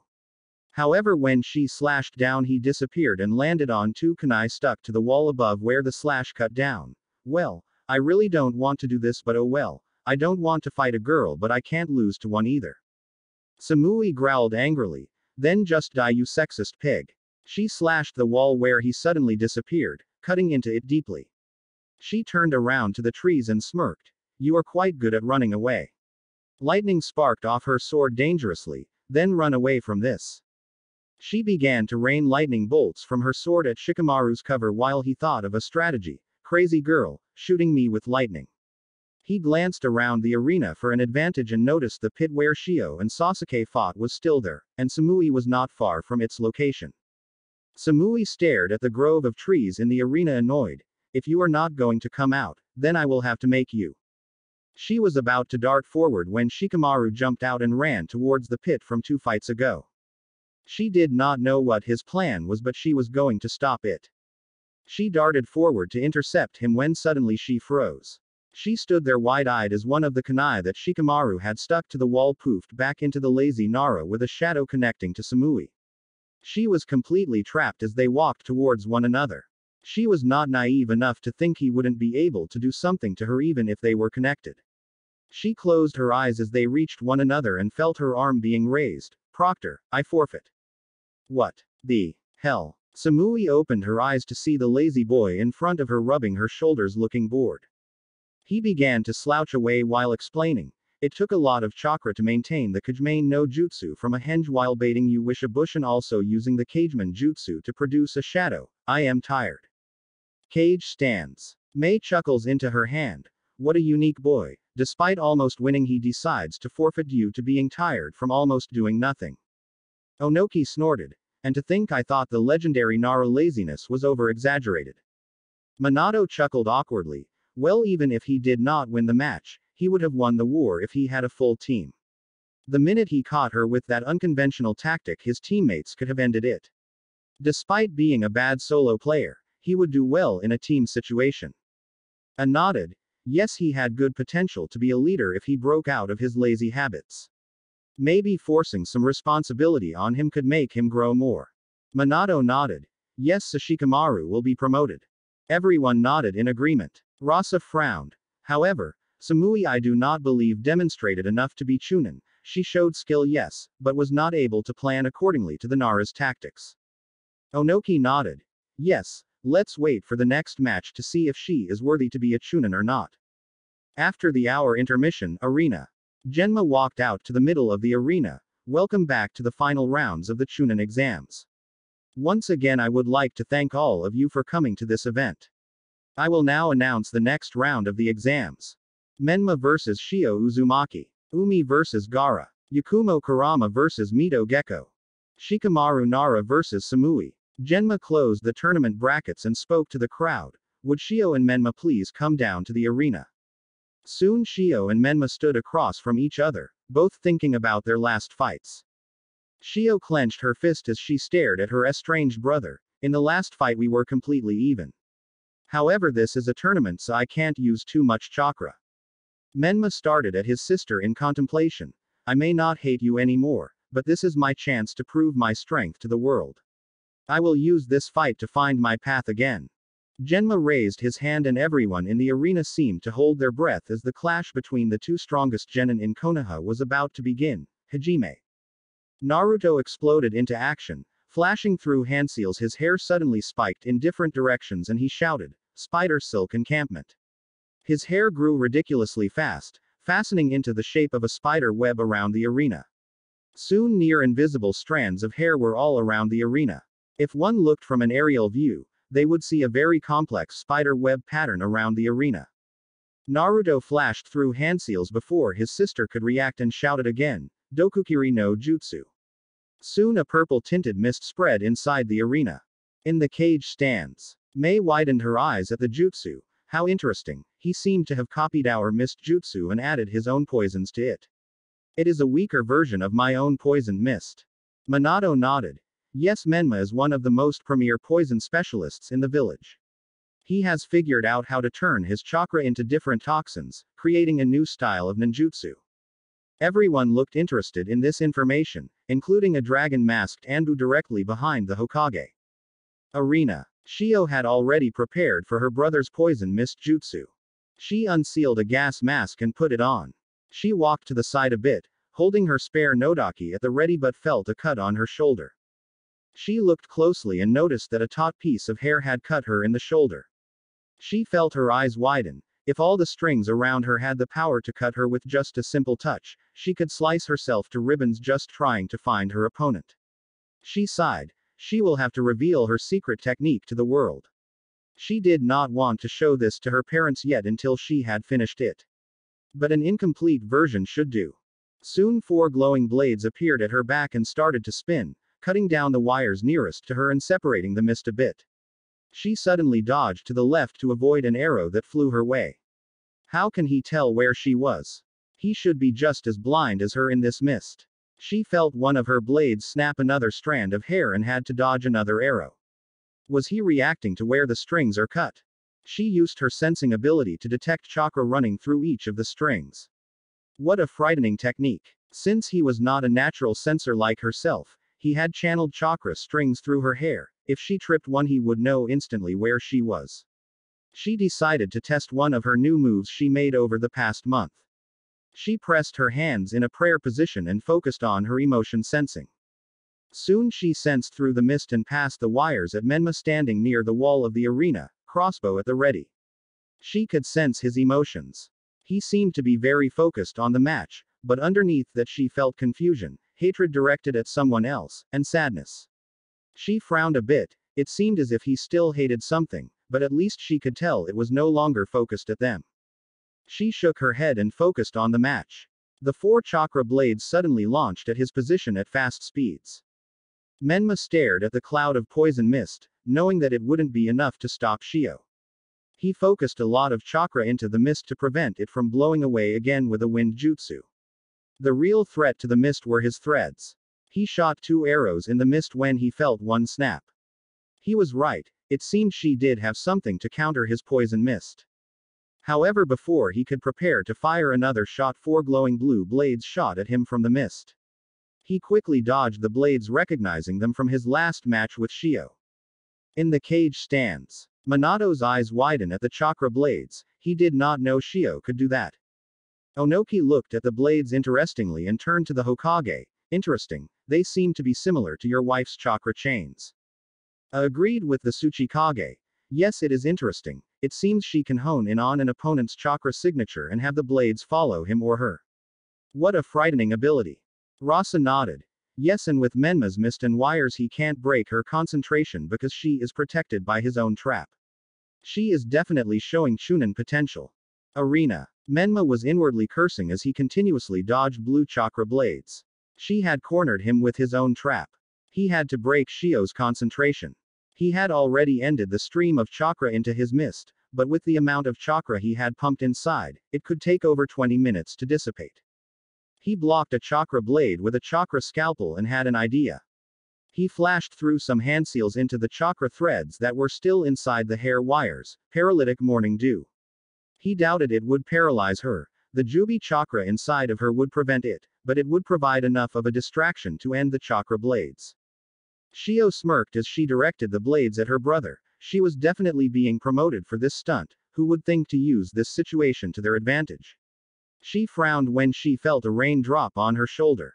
It was sunny. How could it be raining? She felt more raindrops and lifted a hand and examined it. The raindrop seemed wrong. The color was a very light green. She could also sense Naruto's chakra in the water and her eyes widened. It was not water, it was poison. She remembered this move when he beat Mizuki. She knew the poison wasn't strong enough due to the Kyuubi, but enough of it could slow her down. She started navigating the web to get out of the mist, poison drops continuing to fall on her. She eventually managed to make it out of the mist, drenched in the poison. She used a small wind ninjutsu to dry herself but knew she would be a bit slowed down due to the poison. Cage stands. Rasa nodded. A wise tactic. To break her concentration and drive her out of the mist, he transformed the chakra in the wires into his toxins. They are definitely proving themselves in this match. The rest of the cages agreed with his assessment. Arena. The mist had finally dissipated and everyone could see the wires still covering the field. Shio knew she would have to get rid of the wires if she wished to engage her brother at close combat. She planted her sword in the ground and went through some hand seals, wind style, cutting breakthrough. Instead of the traditional great breakthrough, she had altered the jutsu to cut instead of push. All of the wires in the path of the jutsu were cut down. However, Shio had to quickly pick her nodaki back up to block a chakra scalpel. Soon they were in a fierce contest of sword versus scalpel as they used their respective styles to try and gain an edge over the other. Menma frowned as they separated. He could not drag this fight on too long. He needed chakra for the next round. He noticed Shio did not bring back her chakra blades and assumed they took a lot of chakra to use. He glanced around at the many cut wires around the field and had to hold in a smirk. Checkmate. Shio mentally reviewed her chakra. It was about 3/4 empty, for her about enough chakra for a Jonin to last an entire A-rank mission. Her chakra blades were very chakra intensive, so she decided not to use them to save chakra for the next match. The Uzumaki was about to attack Menma with her nodaki again before she froze. She couldn't move. She glanced around herself and saw the many wires that were littering the field wrapping around her, forming a cocoon. She looked to Menma and saw him directing them with chakra strings. She sighed. Looks like he won this round. She called out before he could complete the cocoon. Proctor, I forfeit. Genma nodded and raised his arm. Winner, Menma. The crowd was a mix of cheering and booing. Which is to be expected since Konoha's golden girl lost. Menma looked around the arena and felt something heavy that he never realized was on his shoulders be removed. He had finally proved himself to everyone. He smiled while leaving the arena. In the stands, Kushina was clapping and smiling proudly for her two children. She was sad that Shio lost but proud that Menma had gotten so strong alone. Despite his style not even being remotely similar to their own, she was proud of the fact that he can now create his own legend outside of their shadow and prove to the world that he is strong.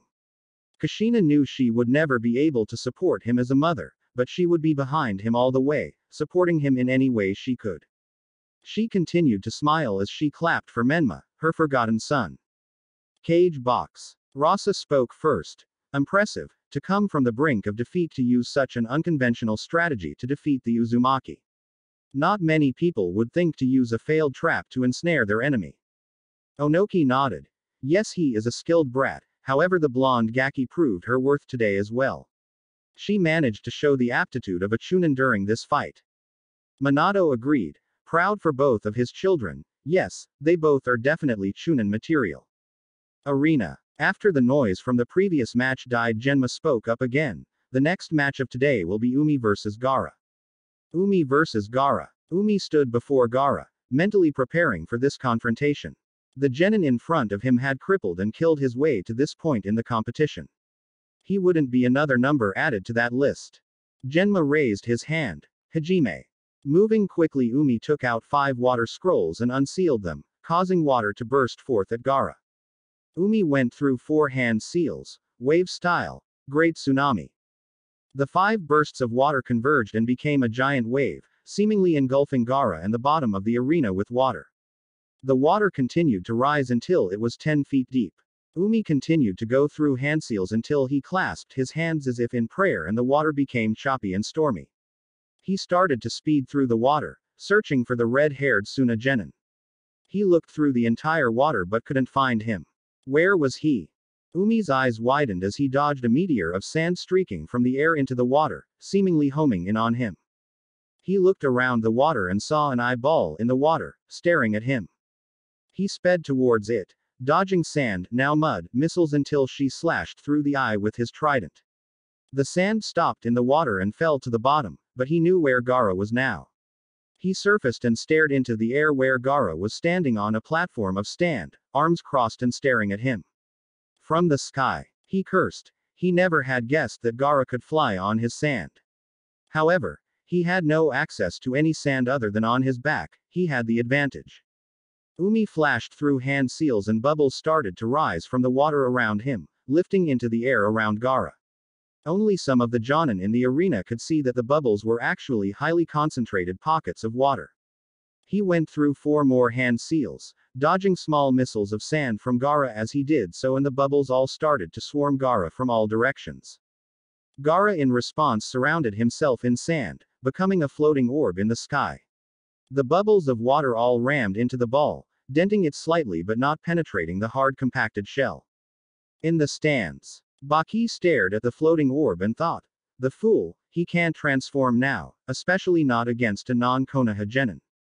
Cage stands. The dragon-masked Anbu directly behind the Hokage glanced at the other guards around the cages, especially the cage. He had planned to have the invasion a bit later, but with this new development he would have to act sooner. He pressed on his right arm a bit before shifting back to his normal position, ignoring the questioning glance from the Puma-masked Anbu beside him. Arena. Umi knew he needed something with piercing power and a lot of thrust to pierce that sand shield. He dove back under the water and reached the bottom and held his arm straight as water started to swirl around it. As the water gathered, he thought to himself, water style, Sea King's drill. He channeled the water around him to launch him out of the water at high speeds, piercing the drill directly at the orb, hitting the fleshy shoulder of the genin within. Gaara started in open-eyed shock at the large wound on his shoulder. He had never been injured before. He felt himself going into shock as he muttered, blood. Is this, my blood? Blood, mother my blood, I am bleeding. Umi's eyes widened as he heard the voice inside the ball and jumped away quickly and jumped on top of the now calm waters. The sand ball seemed to spike in several different directions before exploding, leaving Gaara standing on the water, clutching his shoulder. However, before anyone could react, feathers dropped down from the sky and everyone below high Chunin level fell asleep in the arena except for a notable few genin and experienced Chunin ninja. Umi looked around, having released the genjutsu before an explosion of smoke erupted from the cage stands. Cage stands. The dragon Anbu grabbed Minato before anyone could react and dragged him up to the roof. The Suna cage's guards separated into 4 figures and erected a barrier around the 2, trapping them inside. The Anbu chuckled darkly before removing his mask, revealing himself to be Orochimaru. In the cage box below, Rasa quickly grabbed A and Mei and shushined away before they could react. Arena. It was chaos. Konoha's veteran Jonin and high Chunin ninjas clashed with Sound and Sand ninja as the invasion began. The foreign ninja that visited for the Chunin exams were unsure what to do. Arena roof. Minato stood across from the revealed Orochimaru with a Harashin kunai at the ready. I do not see how this trap of yours can succeed, Orochimaru. I can just flash right out of this barrier. Orochimaru licked his lips and chuckled again. Kukuku, that would be true if this barrier did not prevent any foreign chakra from entering or leaving this field. Your Hiroshin kunai are useless around Konoha. Minato gritted his teeth. That may be so, but I will defeat you here, Orochimaru. Orochimaru would have continued, but outside the barrier a large white square suddenly ate through the translucent field around the roof and Onoki floated in. The small man seemed quite ticked about something. Does everyone just forget me because I'm old? The Tsuchikage glared at the snake. Orochimaru, S-ranked criminal in every country, #1 on the most wanted list in the Land of Stone for illegal experiments on bloodline users including the Jinten. Onoki looked at Minato. I may not like Konoha, but I would be damned if we let such a monster slip through the cracks. Orochimaru looked darkly at the Tsuchikage. You would help the sworn enemy of Iwa against someone trying to do what Iwa attempted 3 times. Onoki lifted his hands up and a small white cube formed. I have been through 3 wars. I've fought Madara Uchiha and Hiroshima Senju and lived to tell the tale. I have ordered massacres and performed massacres on more people than this Gaki beside me. I did not become known as the great fence sitter for being a hypocrite. Onoki lifted himself to his full height in the air and shouted out in a voice full of power, chakra amplifying his voice, people of Iwa. Fight against the sound and sand, let's show these tree huggers how true shinobi fight in a war. Around the arena unsure Iwa shinobi felt invigorated by the voice of their Tsuchikage and started fighting alongside the Konoha ninja for the first time in history. Center of the arena, Mayana stood across from Rasa, preparing for the inevitable confrontation. May glared at the Kazekage. Why are you doing this, Rasa? You stand no chance against the both of us. Rasa crossed his arms and gold dust started to gather around him. That may be true normally, however I have no choice in this situation. He released a henge and revealed himself. His skin was gray as a corpse and his eyes were black. He had been resurrected by the impure world resurrection. Clenched his fist. I read reports that Tobirama created a jutsu to revive the dead, but I did not believe it. Rasa lifted his arms and the gold dust started to gather threateningly. I have no control over my actions, so I will tell you this, my gold dust has no normal weaknesses to fire or other elements. The only thing that can break its defense is brute force. Mayana nodded and shouted together to the arena, Shinobi of Kiri Kumo, join with Konoha and Iwa in defeating the invaders. On the roof, Orochimaru glared at the arena where Konoha were fighting side by side with Kiri, Kumo, and Iwa. In none of his plans did they help Konoha. He had assumed they would be at least neutral. He had sent the resurrected Rasa to delay A and May from helping Minato. He had not bothered with the Tsuchikage because of his age. He did not assume he would be a threat. However, as he looked at the large white cube in the diminutive man's hands, he knew he made a mistake. Arena stands. Menma and Shio were battling some nameless sound shunin when Kakashi flashed in, killing them all in seconds. The Cyclops turned to the 2 genin seriously. You two, I have an A-ranked mission for you. Your job to follow Gaara and the other sand genin and stop them from unleashing their Jinchuriki. Umi and Sasuke have already began the chase, you are to act as their backup. Shio and Menma saluted and said in unison, understood, and jumped through a hole in the wall to the forest, following the chakra signatures of Gaara. The battle lines were set and the invasion of Konoha had begun. Chapter 15. The Invasion. Arena roof. Minato and Onoki stood and floated across from Orochimaru. They were about to engage when Orochimaru flashed through some handseals and 3 coffins rose from the ground. The coffins had the letters 1, 2 and 3 in kanji. Onoki stared at the coffins. What are they supposed to be? He glanced at Minato and saw him pale. What was this jutsu? The lids of the coffins opened and Hashirama Senju, Tobirama Senju, and Hiruzen Sarutobi stepped out. Onoki gaped for a second seeing his old rivals. What is this jutsu? Minato grimaced. Impure world resurrection, the blackest of fuinjutsu arts. Forcefully dragging a soul from the pure world via fuinjutsu in exchange for another soul. It is one of the worst S-rank secrets of Konoha. Onoki snorted and stared at the now aware previous Hokages. HMPH, well, if they died once, they can die again. Minato shook his head. From the reports of the testing of the jutsu, they can't be killed by physical means, you either have to completely obliterate the body or remove the soul. Tobirama spoke for the first time, a Konoha shinobi fighting alongside an Iwa ninja. Now I have seen everything. Hashirama looked at Tobirama. Come now, Tobi.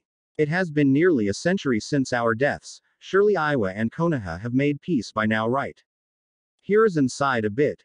Actually only 10 years ago we ended the third great shinobi war against them. I feared relations would never recover. But I see they are starting to mend. Orochimaru chuckled. Well, this is interesting, but I think it is about time to get killing each other. The snake-like man produced 3 kunai with sealing tags attached and inserted them into Hashirama and Tobirama's heads, but before he could put it in Hiruzen, the old monkey swatted the hand away and kicked the startled Sannin away. Sarutobi jumped to the other 2 cages and explained to their amazed looks, a person who has given their soul to the Shinigami can only be controlled by the Shinigami. The one weakness of the impure world resurrection is if the soul is not in the pure world, they cannot be controlled upon resurrection. He continued seriously, I will distract the first and second Hokage, you two defeat Orochimaru. Minato and Onoki nodded and they separated, preparing for the battle ahead. Arena floor. The battle between the 3 cages was fierce in the center of the arena. A had already equipped his Raiden no Yoroi while Mei had gathered a toxic mist around herself as an armor while repeatedly sending high-powered water and lava attacks at Rasa.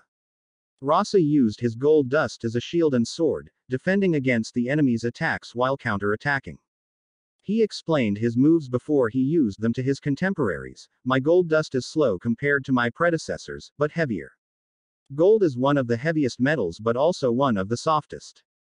Gathered in large amounts they make a good defense, but enough brute force should be able to pierce it.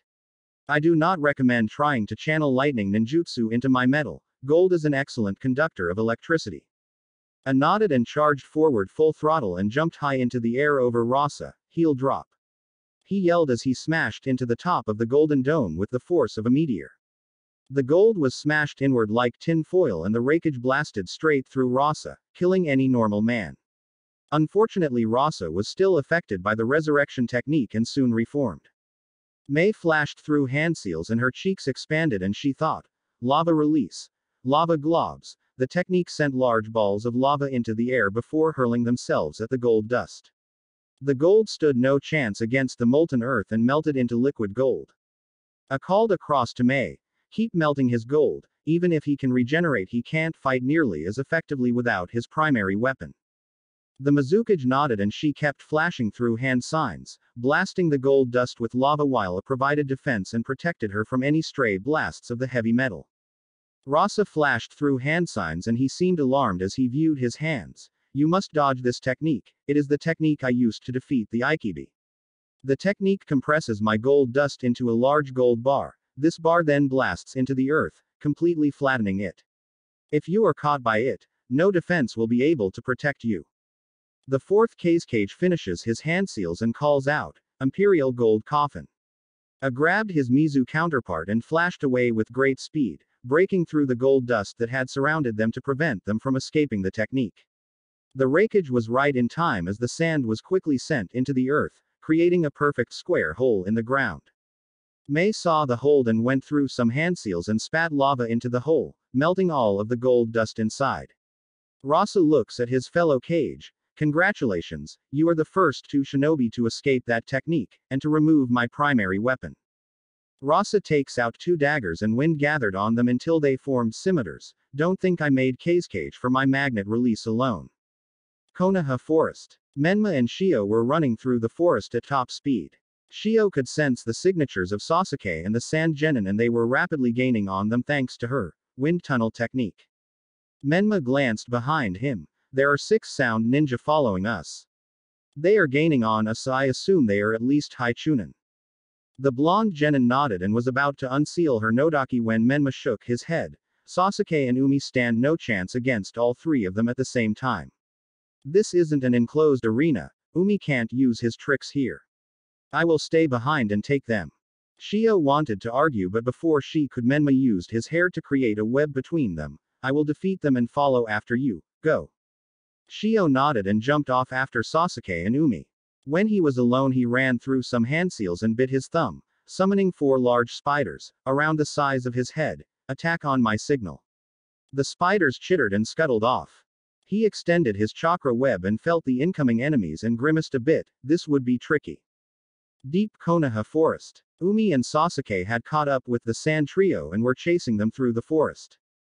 Tamari glanced over her shoulder. We can't keep running from them, one has to be the distraction.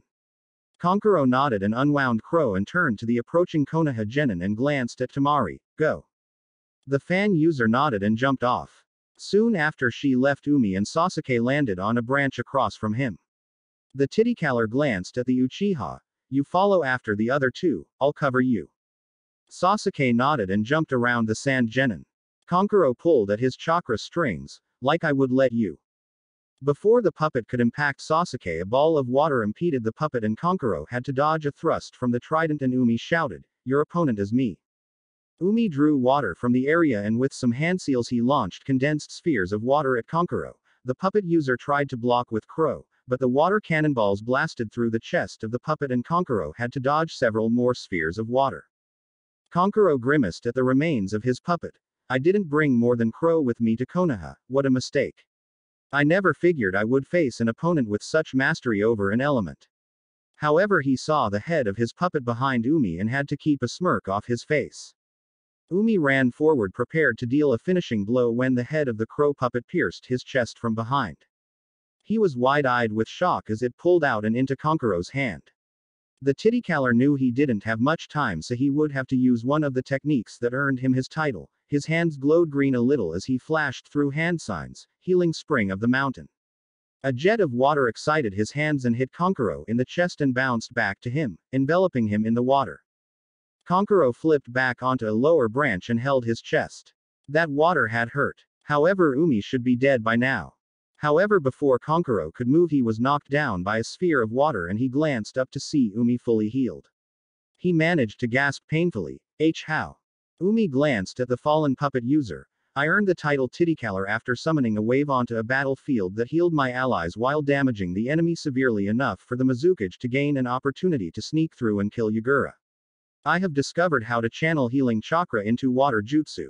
This allows me to damage my enemies while healing people I perceive as allies.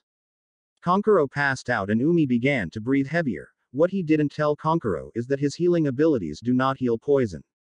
Soon Umi passed out as well and fell down on the branch he was on.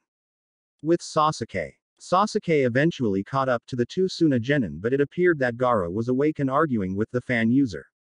Gaara shoved Temari away. Get away from me. Temari started to panic a bit. Gaara. We have to leave, you're wounded and the Shukaku could escape. Gaara shoved Temari away with his sand and turned to the Konoha genin. Your eyes are the same as mine. My mother will savor your blood. Sasuke couldn't help but shiver at hearing the sand user's voice. It was devoid of life and utterly lost to hatred. Is this the cost of fully giving oneself to hatred? Gaara rushed at Sasuke at top speed and he was forced to shunshin away to a higher branch. The tree he was on was demolished. My fire will barely dent that sand. Earth trumps fire after all. I have to find a way to pierce that shield. He remembered Umi's move with the water drill, Kakashi's Chidori, and the lightning fire combo he used against Shio.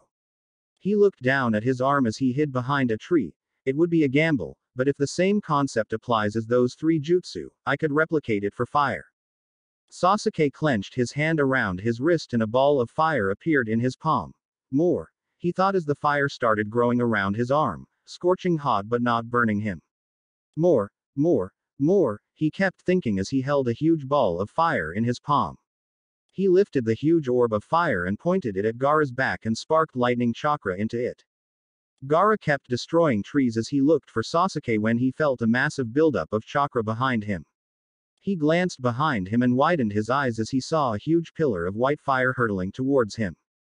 Sasuke released lightning chakra into the orb and it fired out in a beam of white fire.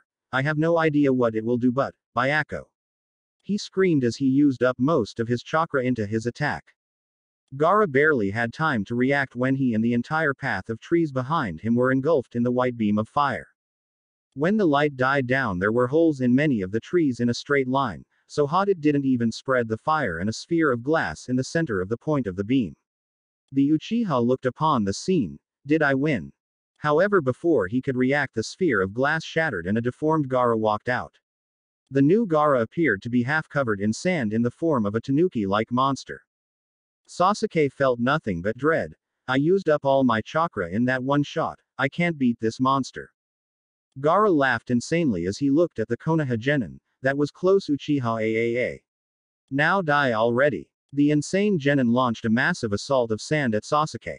However, before the sand could hit, it was interrupted with a large blast of wind, and Shio stood there with her nodaki over her shoulder, and she struck a pose while shouting, and the hero arrives. With Menma. Menma stood in the center of a clearing with his eyes closed and hands in his pockets, waiting. After a minute he tilted his head to the side to dodge a kunai that had been sent at his head. He opened his eyes a bit and glared at the six-sound ninja in the trees above him. The enemy ninja snickered as they saw him, and the apparent leader spoke. Menma, Orochimaru-sama wants you alive, so you have two options: you can either come quietly or come gravely wounded. Menma smirked a bit and disappeared in a cloud of smoke to the shock of the sound ninja. Before the future victims could react, Menma was behind the leader and decapitated him with his chakra scalpel. I choose option 3, you die. Two of the Jonin jumped to stab him from behind but froze in midair as they were stuck in a spider's web. Nothing but flies, Menma muttered as he jumped and shot both of them with his arm crossbow. He landed on the ground and cut a sword that was aiming for him with his scalpel and stuck the man's heart with his scalpel, not even looking at his victim as he ran towards the fifth ninja, going through hand seals as he did so, Doku Kansen Jutsu. And his arms grew a sickly purple and his chakra scalpel turned dark green as he struck at the sound ninja. The sound ninja blocked Menma's thrust with his arm, careful not to touch the glowing palm, but started screaming as his arm grew purple and the infection started to spread. Menma barely glanced at the dying man and looked around the battlefield, searching for his sixth opponent. He felt one of his webs snap in the forest and fired 3 bolts in that area, but didn't hear the signature sound of an arrow hitting flesh. He continued to search for his prey. This one seems stronger than the others. He isn't rushing in blindly, underestimating me because I am a genin. He saw 4 kunai rushing at him and he blocked them with his scalpel, returning fire with his crossbow into the space where the kunai were, but once again heard nothing. He is fast, he is probably a jonin. He felt a web break behind him and he quickly jumped out of the way, barely dodging a sound ninja who sped past. What the? That was as fast as Lee after opening the first gate. The sound ninja seemed to be a white line as he jumped around the forest around him. Menma observed the pattern of the ninja and dodged when the man rushed at him. He can't control his own speed, so he has to jump around the place before being able to rush at me. There is no way this speed is natural. He must have been experimented on by Orochimaru to be this fast. Soon the man stopped jumping as he was revealed to Menma. He was a giant of a man with a huge amount of muscle mass. Menma observed the man. I was right. There is no way that someone with that amount of weight on them can be this fast naturally. He must use steroids. He glanced at the man's bulging muscles. If what I know of steroids are correct, he must use them to build up his muscle mass, increase his speed, and also I assume he used steroids to block his pain receptors. Menma took out a senbon and waited for the man to attack. I have to time this right or I'm dead. The man crouched down in a runner's stance and sprung forward at Menma at top speed. Now. He yelled and 6 strands of web shot from the forest behind the steroid freak and slowed him down enough for Menma to slam the senbon down directly into the man's nerve cluster in his leg. The sound ninja's leg spasmed and he began yelling in pain and agony. Menma sighed in relief. He was right, the man had never felt pain before. He was similar to Gaara. Any amount of pain is enough to take him out of commission. He walked up to the still crying man and walked past him while slitting his neck with his scalpel and dashed into the forest. I have to get to Shio. She can't win against Gaara alone. Arena roof. Orochimaru bent out of the way of Minato and his Rasengan and dodged a white cube from Onoki. The 2 cages made an excellent team, Minato relentlessly attacking while Onoki provided support with his Jinten ninjutsu. Orochimaru had already drawn his Kusanagi blade and was able to dodge most of Minato's ninjutsu. Hiruzen was doing an admirable job distracting his former senseis. The 2 previous Hokage seemed to have a little control to prevent them from doing their most powerful moves, so Hiruzen had the advantage with his adamantine staff. Minato had spread his Hiroshin kunai around the barrier and was relentlessly assaulting Orochimaru with his attacks. You shouldn't have come here, Orochimaru. You are at a severe disadvantage. Orochimaru scowled. Even if this battle is not in my favor, Konoha will still fall today. The Shukaku will be released and bury this wretched city in sand. Minato smiled and thought of Shio and Menma. I have faith in the next generation to defeat your Jinchuriki. They continued to battle until they felt a dark presence behind them and they turned to see Hiruzen disintegrating along with the two Hokages, a familiar seal on his stomach. Minato's eyes widened. He used the Death Reaper seal from beyond the grave. Hiruzen seemed to struggle to talk and turned to the fourth Hokage, Minato. Ha, protect the will of fire of this village. I died with no regrets. I died protecting the future generations of this village. Always believe in them. With those words, the third Hokage died a second time and crumbled to dust, revealing the sound Genin Kintsuchi. However, while Minato was distracted by the Hokage, Orochimaru extended the Kusanagi and managed to cut off Minato's right arm. In spite of this, Onoki had already sent a Jinten beam of light at Orochimaru, disintegrating the snake Sanin's arms to dust. Orochimaru screamed in rage, "Lower the barrier, retreat." Onoki was prepared to give chase, but the Sanin had already retreated in a reverse summoning ninjutsu. The Tsuchikage turned to the Hokage and saw him bandaging his arm assisted by the Anbu who were watching outside of the barrier. He looked down upon the arena and saw that the other two Kage were wrapping up their fight as well. In the arena, Rasa had used up all of his kunai and shuriken and A shouted to Mei, disintegrate him. Do not let him regenerate.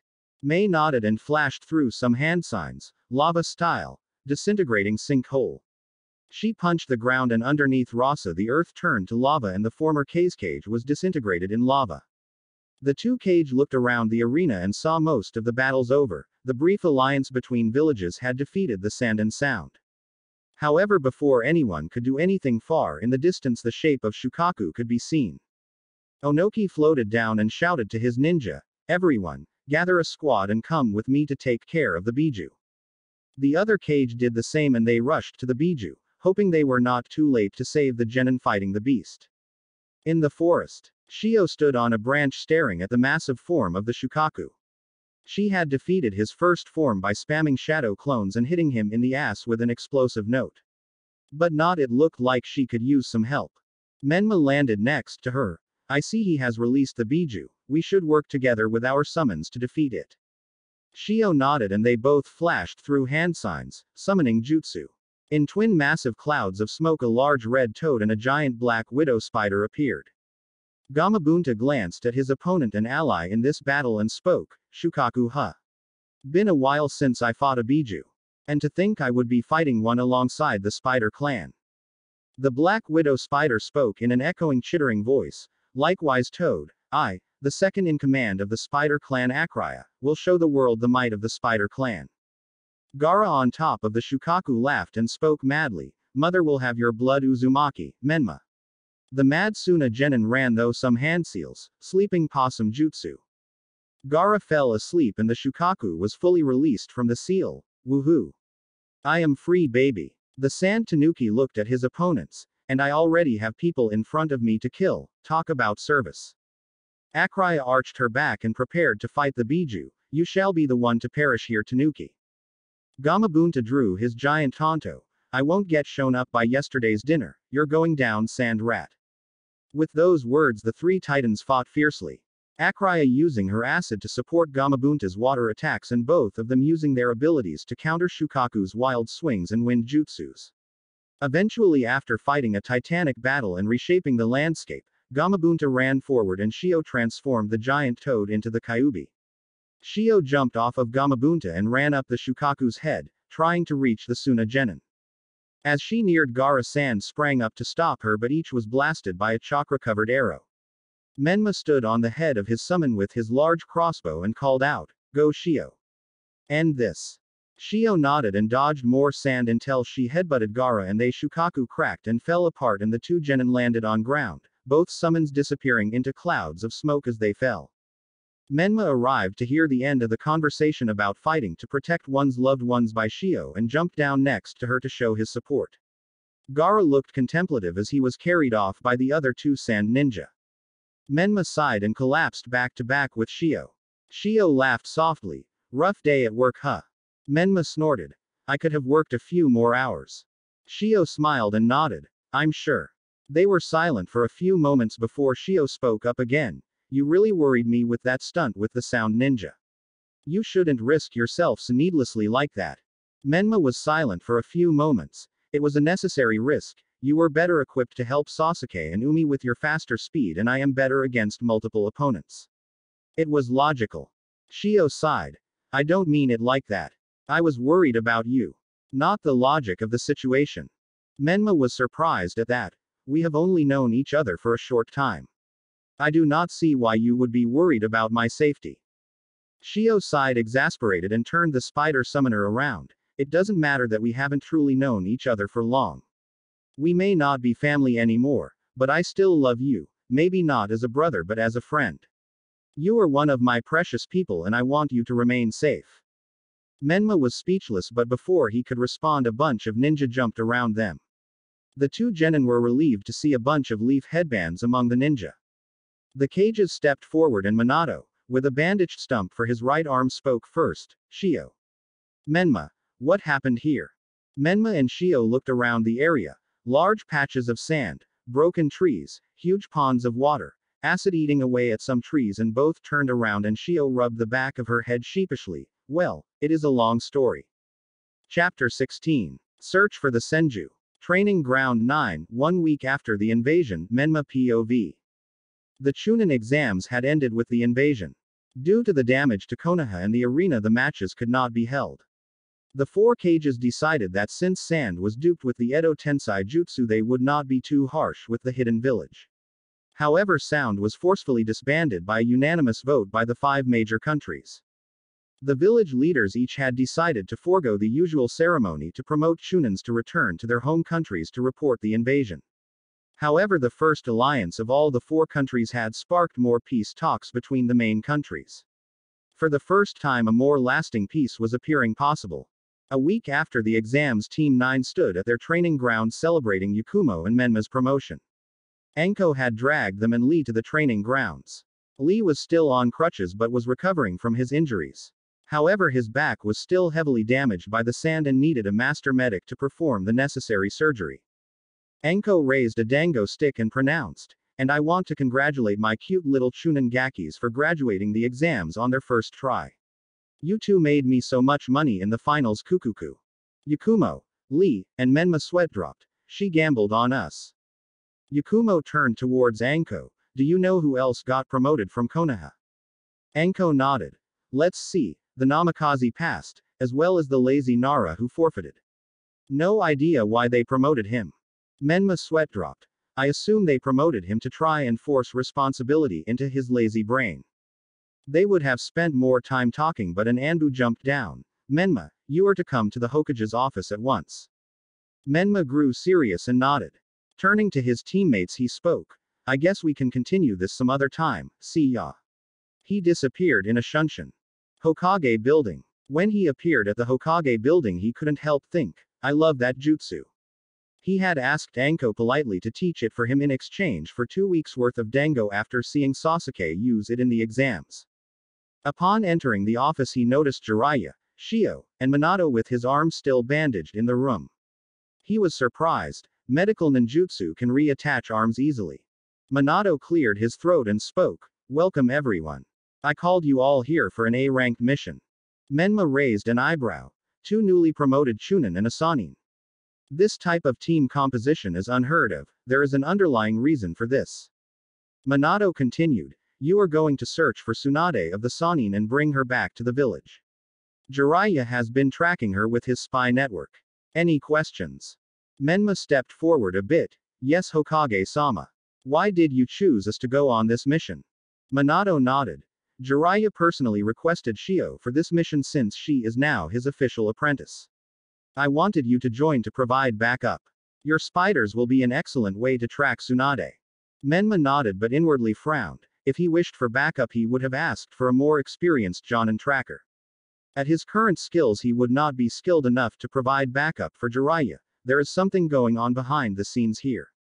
They want me and probably Shio out of Konoha for some reason.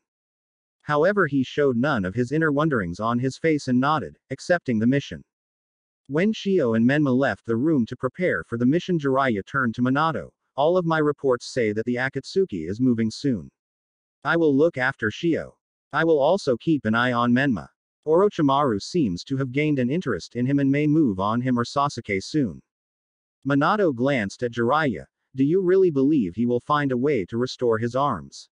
They were completely destroyed at the molecular level, not even cell regeneration can fix that because of the lost nerve cells. Jiraiya nodded. Without a doubt. That snake will recover, I am sure of it. Minato sighed. And the one person who could possibly heal that amount of damage or be able to replace his arms is Tsunade. The Sannin nodded and looked at Minato's missing arm. She is also the only one who can safely extract the poison of the Kusanagi from your severed arm for it to be reattached. Minato glanced at his sensei. Can you convince her to come back?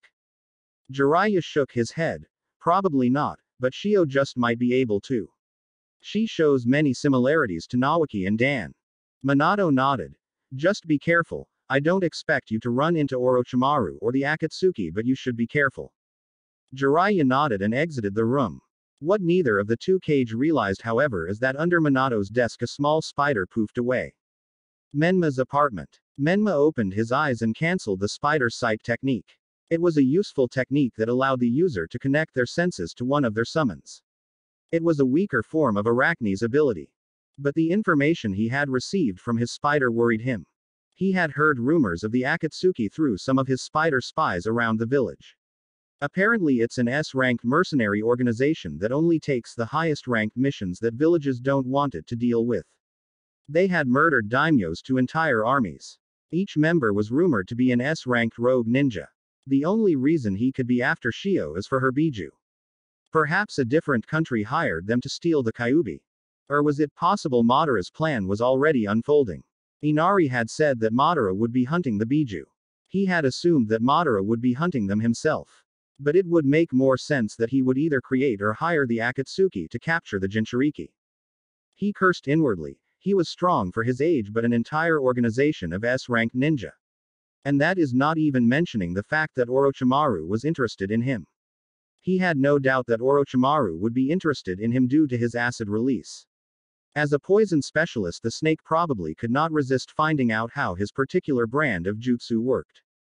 He exited his apartment and walked to the front gate, meeting up with Jiraiya and Shio.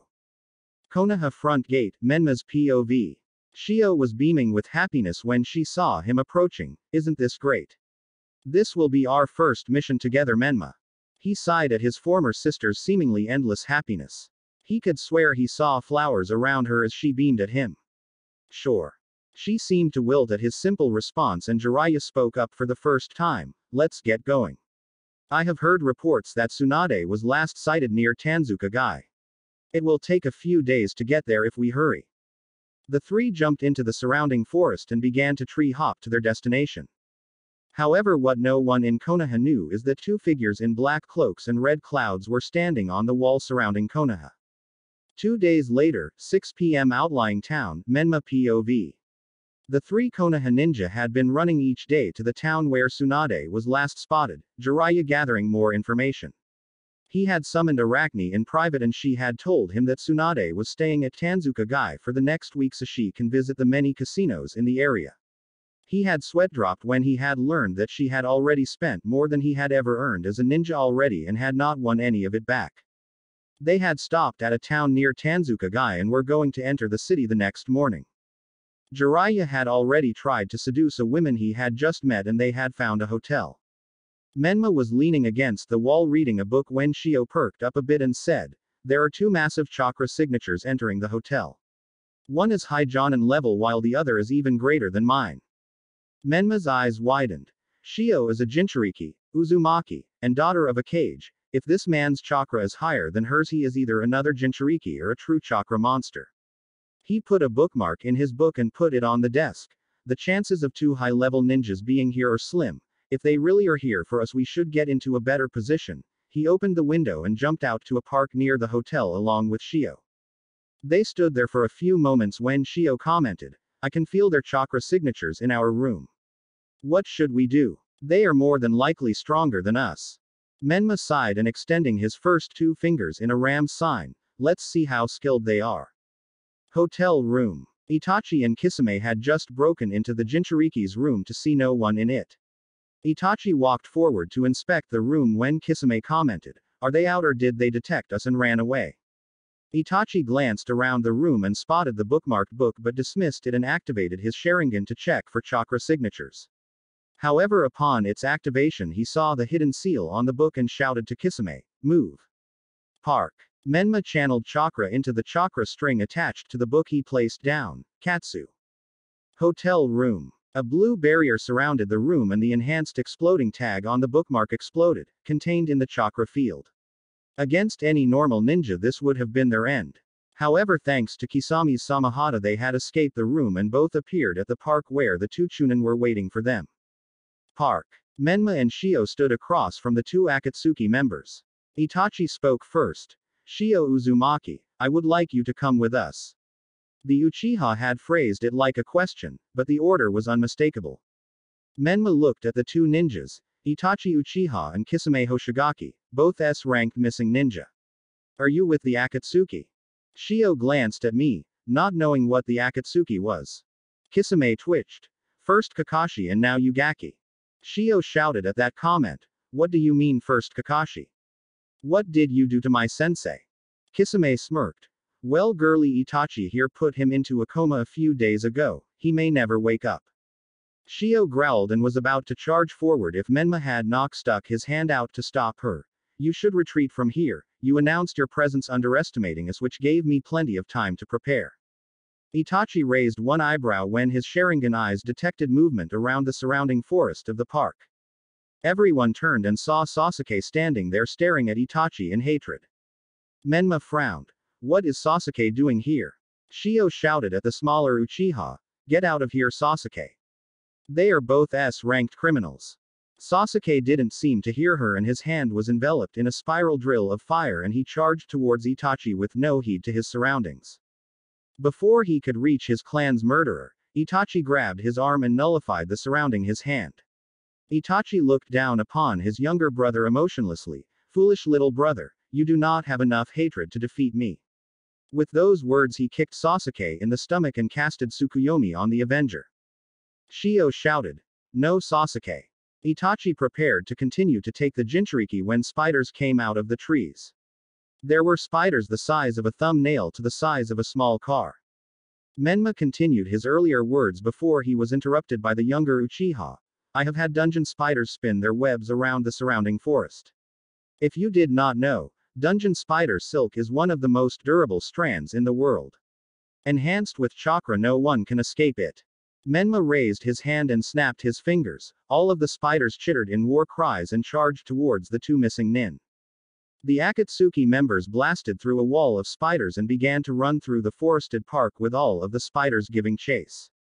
Menma smirked as he thought he had outwitted two S-ranked ninja but gasped as he felt some of his webs disappear and ran forward into the forest with Shio following. They made it to the edge of the park and their eyes widened as they saw a black fire burning away a wall of thick webs. Menma walked forward a bit to inspect the flames. "What is this jutsu? That thread could survive a hit from one of Anko's largest snakes." As he was inspecting the web, Jiraiya appeared. "What happened? I sensed a large release of chakra in this area." Menma looked at the toad sage. "As you were trying to pointlessly woe a woman, two S-ranked ninjas attacked us." Jiraiya looked alarmed. "Two S-ranked missing nin? Who?" Shio walked up a bit. "Itachi Uchiha and Kisame Hoshigaki." Jiraiya paled. "How did you escape?" "I got a message from Konoha that those two ninja attacked some Junin and put Kakashi in a coma."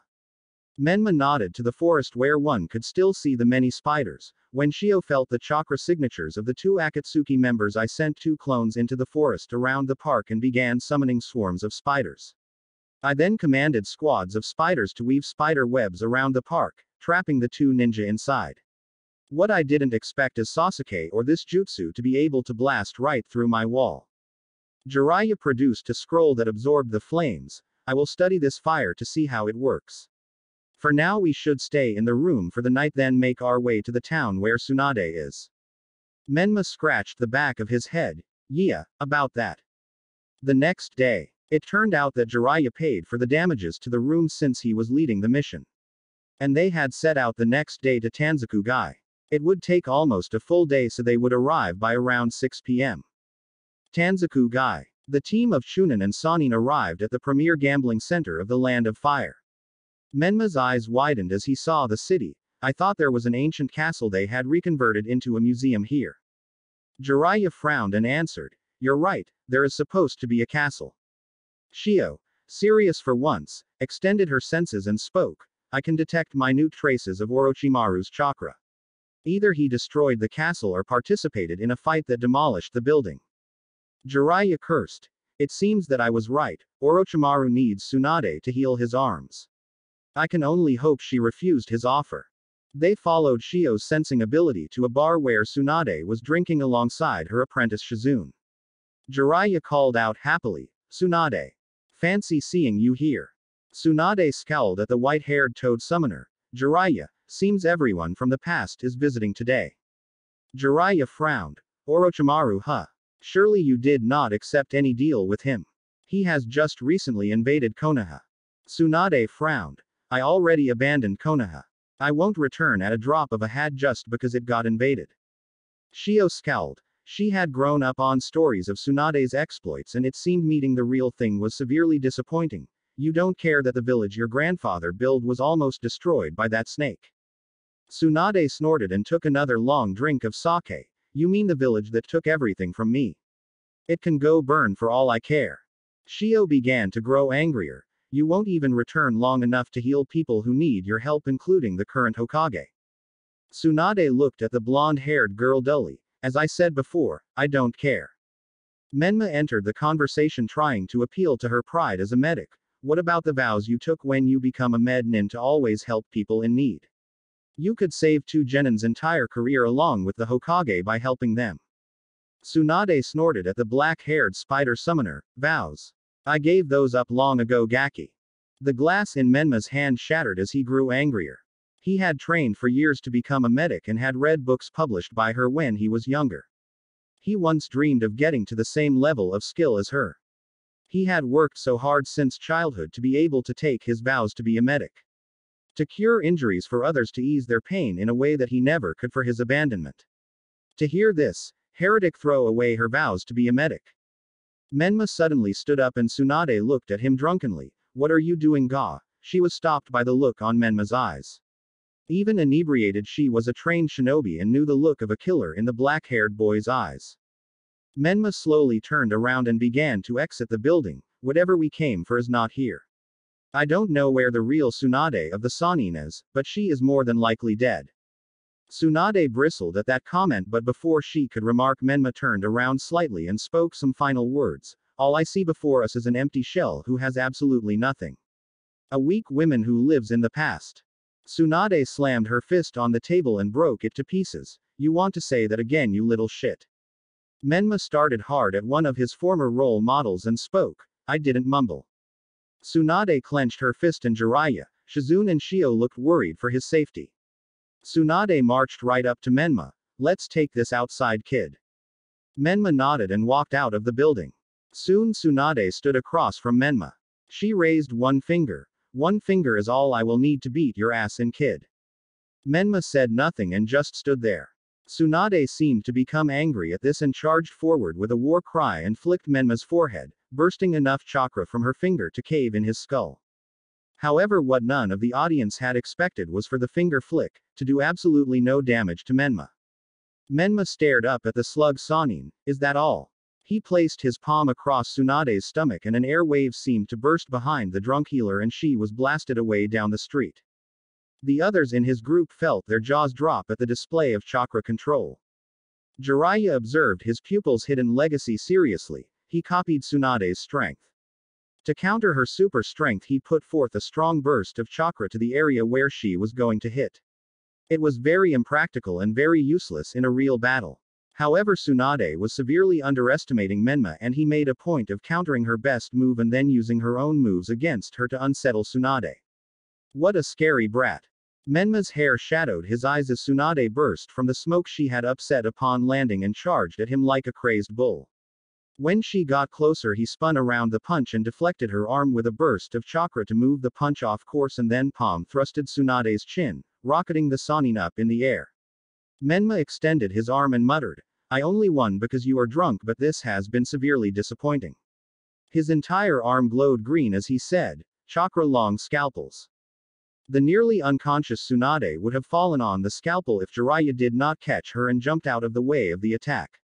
Menma barely glanced at the fallen Tsunade before walking away, feeling no pleasure at his victory over one of the strongest medics in the world. It was an empty victory. He roof jumped to the top of the tallest building in Tanzuka-gai and watched the setting sun. He was angry at Tsunade because she reminded him of himself. He had felt so lost and hopeless after losing his hatred at his family. He had desperately clutched to the last remnants of his hatred at Inari, Madara, Kagaya, even Izanagi for something, anything to believe in. He had gone on this mission to see a living legend, a woman who had lost so much and remained strong. He had wanted to learn how she remained strong in her ideals when everything was stripped away from her. But what he saw was a broken woman who was lost in the past. The disappointment from not finding a solution, or even just a role model to follow after and understand his problem was devastating. Ever since he had read on Tsunade, he had tried to copy her super strength technique, to be just like her. A few months ago he had created an imperfect version, and days ago he was adequate at the technique. He had trained really hard to show off to Tsunade, to get her to accept him as a medic and acknowledge him. He had already gained recognition from his parents, but it was an empty feeling. He was happy they acknowledged him, but he knew it was far too late to have a relationship with each other. But Tsunade was a neutral party, she had never abandoned or forgotten him. She did not even know he existed before now. She could have proven he was strong. He knew he was being stupid. He had the acknowledgement of his team and sensei. But he had wanted too hard to prove to his childhood idol that he could surpass her and his parents. He hung his head as tears began to flow down his cheeks and the sun dipped below the horizon. The stars came out and he could see the moon glowing in the sky. He glared up at the giant ball in the sky as if it was the cause of all his problems. In a way it was. He did not know what to do, but he knew he would eventually find his path. If hatred led to nothing but emptiness, and if regret would leave him like Tsunade, he would find a different way, a better one. That's it for this part. If you enjoyed it, then like, share and subscribe for the next video, as it's going to be more interesting, and also check out my other playlists. Hope you would like them too.